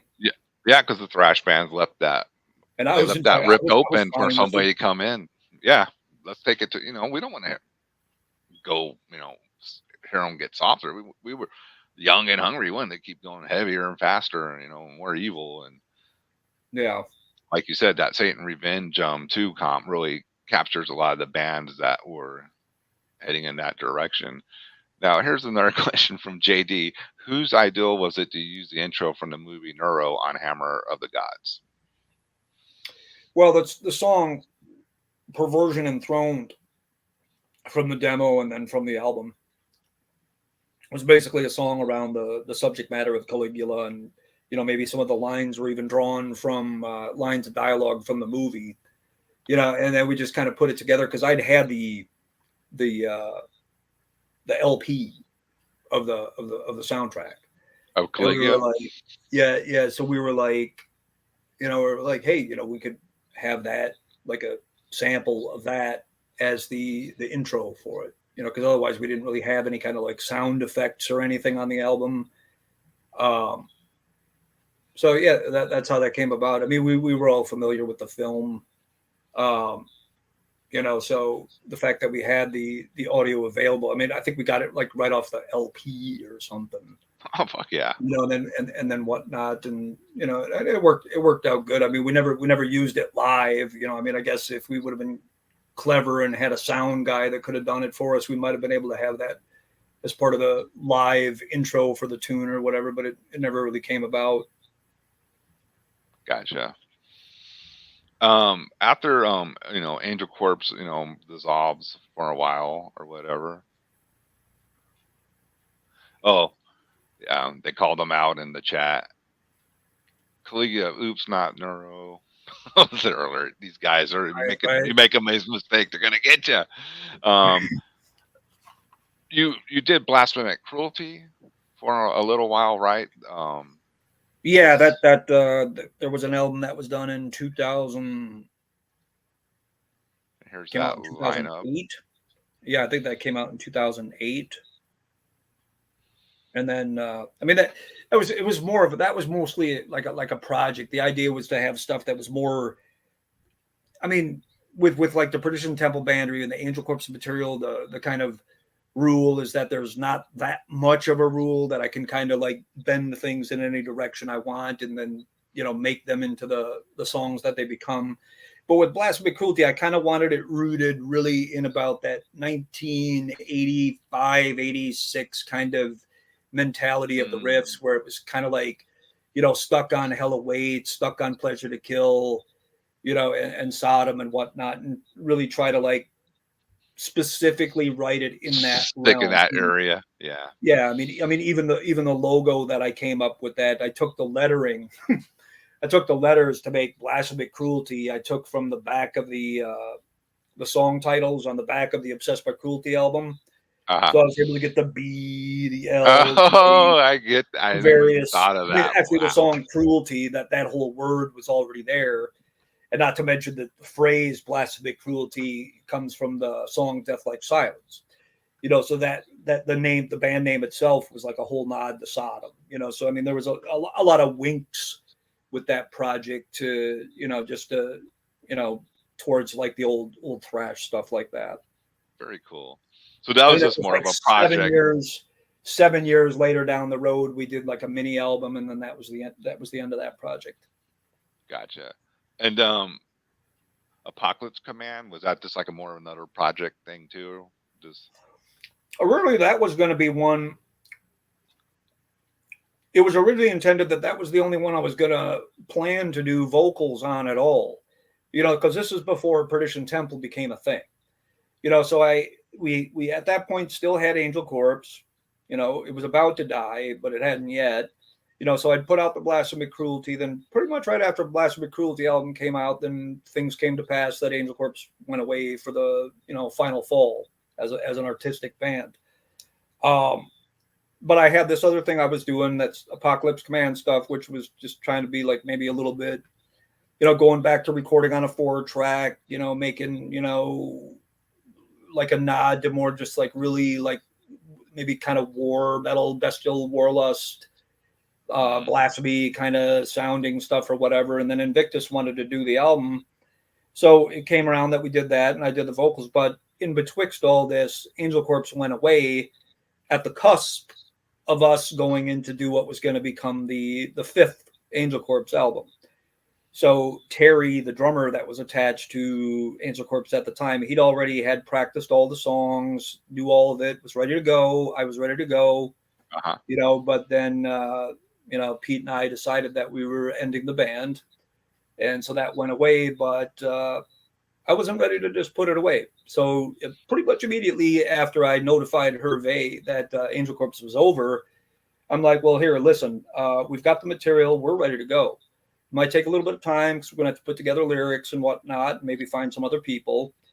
But I've got this idea to do to rework the material under a new project called Perdition Temple. And Hervé agreed, and we went into production like within about the next year, because it took a little time to come up with the lyrics and such. But I didn't find I didn't find anybody that I wanted to get in the band as a vocalist from here in the Tampa area. At least anybody that I would, was confident in that would get it the way that I wanted it. So I'm like, okay, fuck it. I'll just have to do it myself again, just like I did on the Apocalypse Command album. But as far as Apocalypse Command goes, that was originally my intention to have that be the only one with my vocals. Ah, I see. And it was just going to be a recording project. There was no prospects to really do anything live with it or any of that. But that's how that came and went.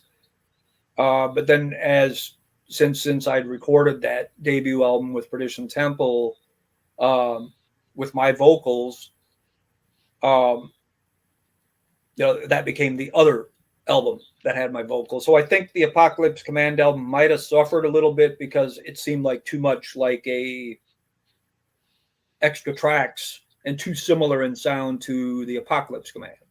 The first Perdition Temple and the Apocalypse Command, because they were recorded within about the same year of each other. So I think it drew away from any of the individuality that I wanted the Apocalypse Command album and the demo to have. I think got taken away from somewhat because of the fact that I went forward and was doing the vocals on the Perdition Temple. Now, I'm not disappointed about having done it. I thought it came out well, and I thought I did good work on all of it for both the Perdition Temple and the Apocalypse Command thing. But that's the way history has had it. So Perdition Temple formed. Who how what was the process of getting a lineup together that who wasn't already going to Which you jamming already. Well, it turned out after we did the recording for the first album for the Perdition Temple that Terry, the drummer who was from Greece, This is Terry the Ellis, first one, correct? Right. that's the second one. Second one. Damn it. That's Templar's Victorious. But Where for the is? first album with Terry, he was from Okay. Greece. Originally, he had plans to come to live in the States, and we were going to try to pick it up from there, but it didn't work out that he was going to be able to move here. So I needed to get a new drummer, and that's where Ronnie Palmer came in because he was playing with some other local guys here in Tampa, and I was able to get him involved. So that became him and I. So it was an army of two for a minute, and then Bill Taylor, who'd obviously played with me before, he liked that first album, the Edict of the Antichrist Elect, and he approached me about getting into the band, and so he became the other guitarist, and then we had to find a bass player, which we ended up with Gabriel Gozani, if I remember now. He became the bass player. And he was really young compared to all of us, and it kind of worked. In some ways it was great. It was all right, but there was issues, and there was reasons that he was no longer part of the band after the fact. And then for the vocals, we'd gotten Chris to come in as sort of official vocalist, but kind of almost like a session vocalist because of his, activity with other bands that he was doing, like with Black Witchery, and I think he'd play bass for Pseudo God on some of their tours. So he was tied up in other bands too. So he did some live stuff with us after we did the Templar's Victorious album. That was when the band became a 5-piece. Then. Now that's how that all came together. But actually, for the Templar's Victorious, there was the demoing sessions that I'd done vocals for the whole album, so that Chris could have like a guide track to learn the songs from and such. So for him to track his parts, but I saved all of that. So when we came around to doing a repress of the Templar's Victorious, I hit the label up. I'm like, hey, we could add an extra disc, and I've got a whole other version of the album that's got my vocals on it. And then we put the tracks from the 7-inch EP that had come out before that, and then alternate versions of those too. So it was a way of kind of keeping a consistency where there actually are existing versions of each one of the albums with my vocals, since it's kind of become a thing now. I do it. Even though I don't do all the vocals live, Alex does a majority of the vocals live, and then I do some of the parts. We kind of split it up between the two of us, but that's just how we're doing it. Yeah, because I remember played a show with you guys, I think in Houston, and you had a vocalist, and it wasn't Chris. It was another guy. I forget the guy's name. Oh, we did. Yeah, we had a guy briefly between the first and second album named Colin Andrews. He was a vocalist that we had for. He was a younger guy that we had, and he actually died a few years ago. Holy crap! That I did not. I don't recall exactly what the circumstances were, but he did die a few years ago. Yeah, and he was already out of the band. Sure. At the time that happened, but you had like a vocalist, and you had Bill on guitar, so you had the 2-guitar attack, and it was like a big band lineup, like a 5-member band. I just remember that. Right. If I remember it correctly, like you had like the whole thing going, and Bill was in the band. And I remember Bill too, because he saw my band play, and I was just sitting there, and he came up and he started chatting me up, and I'm like, all right, cool, yeah, and he goes, hey man, can I use your Mesa? And I was like, yeah, dude, it's cool. You can use it, man. Because I think what they were going to give him was not up to par with what he wanted to use. So I think you're talking about the Anti-Christmas Fest. Is that what that was? I think it was. It was in Houston. I know that much. Yeah, I think it was Louis Carlo. Or Louis. What the hell? I think that was his name. Louis. Oh, Louis. Yeah, Louis. Yeah. Yeah, it was at the Walters, not the newer. It was the old Walters. Yeah. The shed. Come on, Houston. Yeah. Walters on what? It had different names. Walters on this. Yeah. Francisco probably know, but the old Walters location there. That was a fun place to play too, actually. Sure. And so Perdition Temple has pretty much been going. Walters on Washington. James McKeon got it. I think. Yeah, it was anti-Christmas fest. Yeah, I So think that's around 2012, I believe. when you guys, that whole lineup, I guess you went from a 5-piece down, now you're down to like a 3-piece, correct? Yeah, we're in the live setting. It's just me on the guitar, Alex on bass and vocals, and then I do some vocals, and then Ronnie on drums, and we've been pretty solid doing it that way up to this point. And this is I guess the full length. Yeah, right, third album. That's the Sacraments album. And this is the lineup going forward, right? That's been. Yeah, up to now, that still is the lineup. Yeah. Here we go. I'm so trying to pull shit out. Here we go. Right. Yeah, I think I'm seeing you guys play with that lineup, and it always looks like it's killer, on YouTube and all that. And here's a question from Francisco from Joaba. How was the Metal Fest for you guys? It was great, and I mean, I'm sure it was great for everybody that was there, be the bands or the fans attending. I mean, because you got a lot of, going from one band from the start of the show in the early afternoon even to the late evening. It was always quality. There was no filler there. It's not like you had, a whole day of bands and then the last 2 or 3 bands at the end of the set are just, shit you never heard of or you didn't care about. There was something to see all during the day. And unfortunately I missed the Thursday and Friday. We didn't arrive until Saturday. So there was a lot of bands that I missed from Thursday and Friday. Like I would have wanted to see, like Witch's Hammer, Dead Congregation. I hadn't seen those guys for over a decade face to face. Wow. Of course, Sadistic Intent, I miss them. But even the days that we were there, it was a blast. In our band, Perdition Temple, we played on the smaller stage. But even then, the room was full of people. So it was good. It was, I guess the sound kind of just comes off better, even on the stage when you got like a full room of people.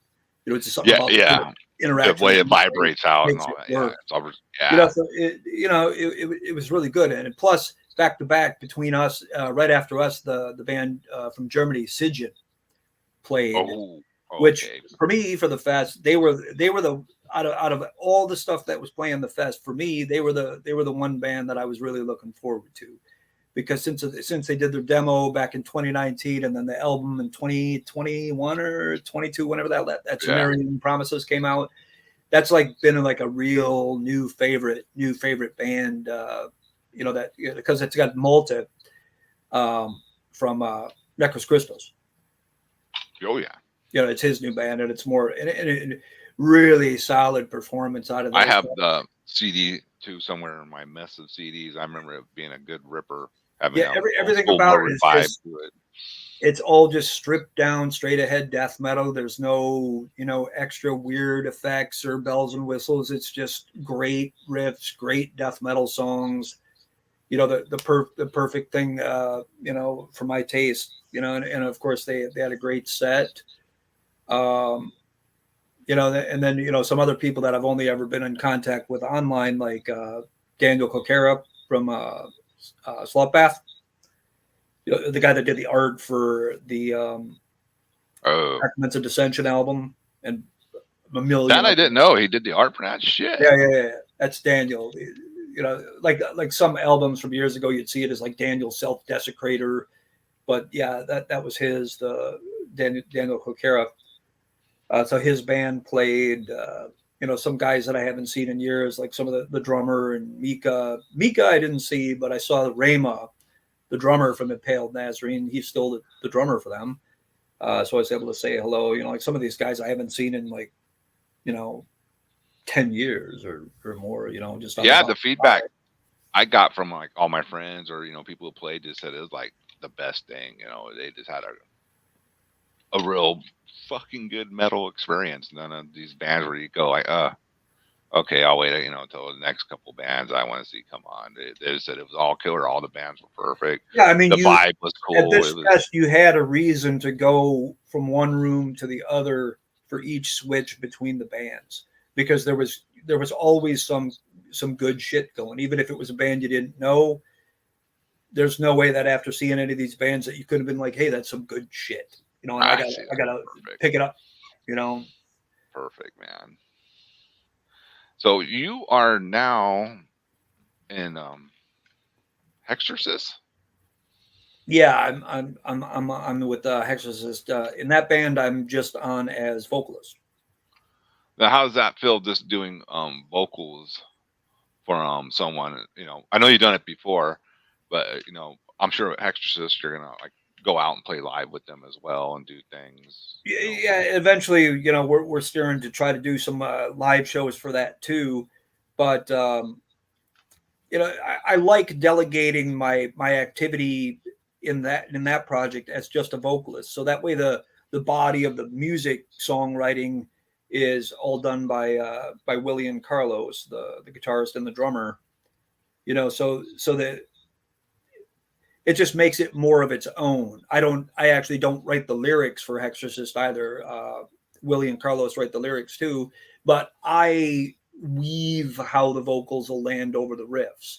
And since it's not riffs that I'd written and songs that I'd written, hmm it leans itself to me coming up with maybe phrasings of the lyrics that I wouldn't do in my own Perdition Temple stuff. So that makes it, even though it's still a black death metal project, I see what you're my saying. contributions can come off in a way that aren't just repeating the same shit that I would do in one of the other bands. Because when you're writing riffs, obviously in Perdition Temple, might be able like at that moment think of a vocal pattern you might Right. want to use over a certain area. Right. That And okay, then I'll I do write all vocal. and then I write all the lyrics. So the way that I weave that together will come off a little bit differently. I mean, It's a there's different two process for tracks. Hexorcist. Yeah. There's two tracks on a split that are out right now of the Hexorcist that are the first thing that are out that have my vocals on it. It's probably only just starting to now filter out, but people can hear it online. And I guess they could see what I'm talking about if they've heard that stuff. Oh, here's another one, Malefic Throne. EP is Yeah, a ripper. yeah. The first mini album, we really kind of saw that as like a demo because it was the first few tunes that we'd put together. Originally, me and the guys, Steve and John, we were talking about just self-funding it and whatnot. But I'm like, let's maybe see if instead of just trying to put this out, hand to hand, maybe we can, get a label to do it. So I talked to Chase from Hell's Headbangers, and I'm like, hey, we got this thing. I didn't even have any material to send them. I'm just like, well, we got, some riffs and stuff, So I mean, if you can imagine what me and John playing together again might sound like, and then have Steve from Morbid Angel on vocals, is that something you might want to do something with? And he agreed. And That kind of sounds like it's going to sell itself. Yeah, he's probably. uh, Yeah. so they gave us a little bit of money, so we were able to put that together and make it into an actual release instead of just being a self-funded independent release that what we were going to do. We were just going to make a fucking Bandcamp page or something and just let it sit. Yeah. We wanted people to be aware of it. So I Sure. figured some kind of a labeled release for that would be a good way to start. Now, flash forward, we're working on our demos right now scratch demos for production for the full length for Malefic Throne, So which it's Malefic still. Throne is now Oh, moved over cool. So to. you're. Yeah, so Malefic Throne is now moved over to Agonia Records. No bad blood with Hell's Headbangers between, it's nothing like that. But there was a fairly substantial offer that was made by Agonia to take on the band. So we're in development for the full length of that as we speak. John's been making the rough cuts of the songs, and we're nipping and tucking what we want to do with them. And Steve is working on his lyrics. I mean, he just got home from that Morbid Angel tour. So he'll be picking up on working on that, and that's part of what's coming next in the projects that I'm about to dive into for this year. And what about? Let me find this real quick. Demonized. What is going on? Because you are now a guitarist in Demonized. Yeah, that the history there is back in 2000, between about 2000 and 2002. I tried my hand at doing an independent label. It was called Evil Vengeance Records. That's a cool And name, though. I vaguely remember it, but that's a sure, cool name. I had a little bit of money. So I funded the Abhorrence Evoking the Abomination and Ophiolatry, another Brazilian band, Anti-Evangelistic Process, it was called. And then there was a Texas band, Reign of Terror. It was called Threnody of the Impaled. El Paso. Yeah, yeah. Yeah, good band. Um, and then my next project was going to be the Demonized debut album because I'd heard the split, the Domain Demonized split that had come out on American Line out of Mexico. And Domain had already been picked up by Osmose. Domain is basically what became Ravager, if you remember that. Yeah, I remember Ravager. Okay, well, Ravager was basically Domain, but okay, just changed more over. or less more or less with a name change. But Demonized, I'd like that too, and I'm like, okay, so I contacted them and got in touch with Antimo because I'd already known Antimo from Disgorge, and a few other projects like Blood Reaping or that he'd done. And I was like, well, hey, here's an offer for this. And I'd paid for them to do the studio work, the money for that. But then when it came time for me to do my pressing, I was already on the way out with the label. I couldn't sustain it anymore. It was either go bankrupt and, be living under an overpass on the highway or get out of it altogether. Gotcha. So I had to get out of it, but I knew that Hervé from Osmose had already had a relationship with them doing the Ravager albums. So I'm like, hey, Hervé, I've got this project that I did with these guys. Here it is. I sent them like a CDR of the audio.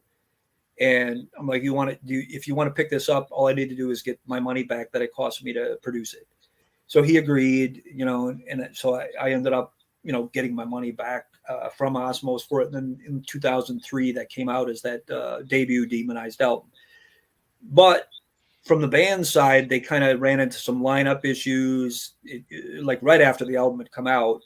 So hence the band had never done any live activity. And then eventually the project just kind of went away. Okay. Then maybe within the last 2 years, Antimo sends me a message and says, hey, I'm looking to, resurrect Demonized. And I was like, wow, cool. And in the next breath, he's like, hey, do you want to be in on it as a guitar player? It took about 2 heartbeats for me to say, yeah, let's do that. Because I really loved that first album that they'd done, and it was kind of a crime to me that it never got, up or anything. Any real breakout recognition at all. It's a great black death metal, black metal kind of real hybrid. Yeah. That could have done a lot, or at least made a lot more waves. So I'm like, yeah, I'm all about it. So we, went right into it. He started sending me the songs and the tabs for me to learn the stuff and whatnot. And I mean, as far as my contribution on it, aside from playing the second guitar, some of the harmonies and some of the riffs are what I added. So there's a bit of me is in there. I mean, the music is, although at least the songs from the mini album we just put out for the new one. See, I think I got it in my stack. Oh, it's already available? Damn. Yeah, right here. It's called Abyss Vanguard. I guess this is me getting to make a sales pitch. But yeah, let me put you on solo layout and show that again. It's the art again from Jinglad Hitam, guy that did the stuff for the Merciless Upheaval cover. This is the version that came out on Antimo's label, Vomit Records. So it's like a digipack with a slipcase, additional art and whatnot. And it's a four song mini CD. So that literally just came out, and I brought my copies home with me. from Mexico while we were down there doing the very first Demonized show, and actually the first show for Perdition Temple ever in Mexico, and that was back in mid-March. So that was Cool, man. that was really great to participate in that. We've already got new stuff on the way.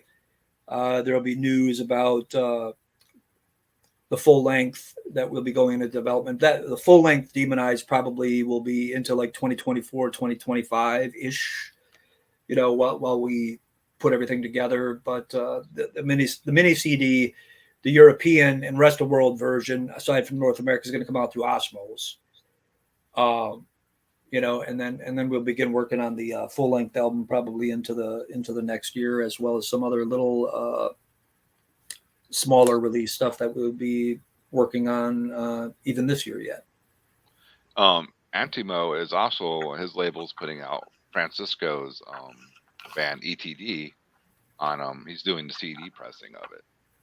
I don't know if you're aware of that, and that's really cool. Old, I don't know. He's got a bunch of stuff he's putting out. Like they just Carcass did Grind or with Terrorizer or whatever. It's really good stuff too. Yeah, they just did the new which is pretty much the same lineup of like Antimo and Cesar. They just did the new Caslumbra, which if you haven't heard that yet, that's really, really, really good. Okay, before we wrap it up here, we need to promote this Merciless of Evil, the latest Perdition Temple. Because me with my terrible way I store CDs, I cannot find my copy, so I had to get a picture of it. Let's talk about that real quick, because this is your latest release with Perdition Temple. Yeah, so ever since we came back from the Cannibal tour, and then right after Sacraments of Dissension came out, COVID happened, and everything went into shutdown. So nobody was touring, nobody was doing anything for a while. So I ended up, and even to this day, I'm still working remotely from home. Hell, the chair that I'm sitting in is my work desk for my day. Yeah, that's hilarious. I'm the same thing. All I do is turn this way and work on this computer over here. But the fact that I can do my work, and even like between calls, doing what I do, I can play the guitar while I'm working. So it enabled me to be able to generate a lot of new material, even though we weren't going to be able to go out live or any of that. But so I was able to get a lot of new material put together in a relatively short amount of time. So I'm like, okay, we're not going to be doing any kind of tour anytime soon. Who knows when? But I want to get some kind of a release out ahead of the next full length album. So I had enough material to do more than a full length. So I'm like, okay, we're going to put out like an expanded mini album. We could have aimed low and just did a mini album, just 4 songs, like 2 on each side or some shit, and left it at that. But I'm like, we can put it out, but let's make a little more bang for the buck. And some bucket list bands that I've always wanted to maybe have some covers from, like Infernal Majesty and Pestilence. It was a chance. It's like, okay, on a 7-inch, I usually do one song and then a cover on the B side. Okay, so with this, you're basically getting 4 new songs and 4 covers. So it's almost like with this album, you get like what would amount to 4 or 7 inches by the way we've done them. But, so it's an interim release as we're going into the production this year on what's going to be the next full length through Hell's Headbangers. Okay, so it will be out on Hell's Headbangers as well. Yeah, I mean, some people wondered why we did that, but it's just I didn't want to just have it just be 4 songs as a mini album. We could have done it that way, but it was a chance to have a place to put some other cover versions. I mean, I like doing my interpretations of cover songs over the decades that I've been doing this stuff. And that's what I like about y'all's covers, because they're not this exactly played and performed how they're it's interesting. There's always a good take on them, is how I see it. Like I said, I go back to that Kill Again. I fucking love that. That's one of my favorite covers too of a song. I'm like, yes, that's perfect. Makes sense. Awesome. So I think we're right now a little over 2 hours. I think we covered it. If there's anything else you need to let anyone know about what's going on with you or the bands, this is your chance. Or if you think we covered it, floor's yours, Gene. What are you gonna Uh, say? yeah, this year's going to get pretty busy. I mean, right now we're beginning the production of the Hexorcist full length, which more news will come out about that shortly. But as far as the recording process goes, we've already started that. Um, Coming up in the next couple of months, almost simultaneously, I'll be doing the work on both the new Perdition Temple album and the Malefic Throne full length. So it's about to get pretty nuts, or workload wise. But the end result is going to be a whole fucking load of some serious hard shit coming up pretty soon. So I'm really looking forward to getting the work done and getting the stuff out and letting everyone have at it. Well, that's also cool too. It's always better to be busy than not busy. Yeah. Having shit going forward instead of backwards or just resting on your laurels. So, like I said earlier, I always noticed, and you've always seemed to do that with your bands, and just you yourself. You don't let something like obstacles. That's it. I'm done. You like jump to the next thing. You move on. You keep soldiering forward. That's. I think a lot of people could. Yeah, I always want to have something new that I'm working on, so that whenever I come out with live shows or whatnot, that I'm presenting what's current from the thing.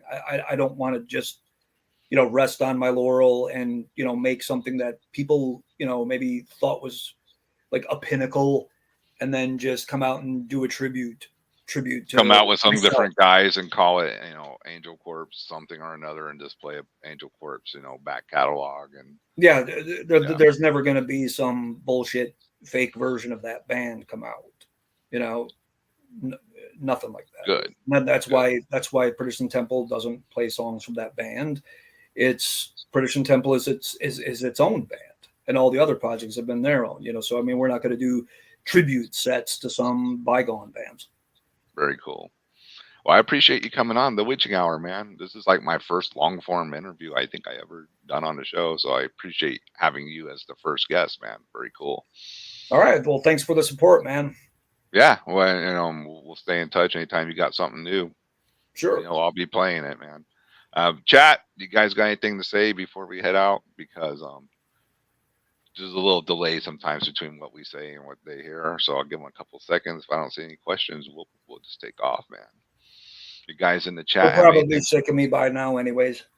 I know they're sick of me. I usually hit them up every Friday, but I'm bugging them on Sunday today. Yeah. Just got here late. What's up, Human Brisket? He's one of the regulars. You can watch the beginning later. I'm surprised Fraser's not in the chat. He's a character, but maybe he had to go to church today or something. All right, Gene. Thanks, man. I'm gonna get us out of here. All right, thanks a lot, man, and all the best to you there. You too. Let me get to the right screen over here. All right, guy. Gene is gone. We are out of here. Let me just get to my shit. Oh, I should have let you guys know this too, why I was on here. If you want to reach me on social media, just go to Witching Hour Midnight on IG, or you can just follow it. That's where I post all my Witching Hour stuff. That's like the only fucking place for a Witching Hour on social media, besides obviously the YouTube. Yep, Gene rules. What's up, Noel? Yeah, hey, you guys fucking ruled last night, by the way. Your book. Oh, too late. He's gone. All right, guys. Get the outro, and we are fucking out. Later.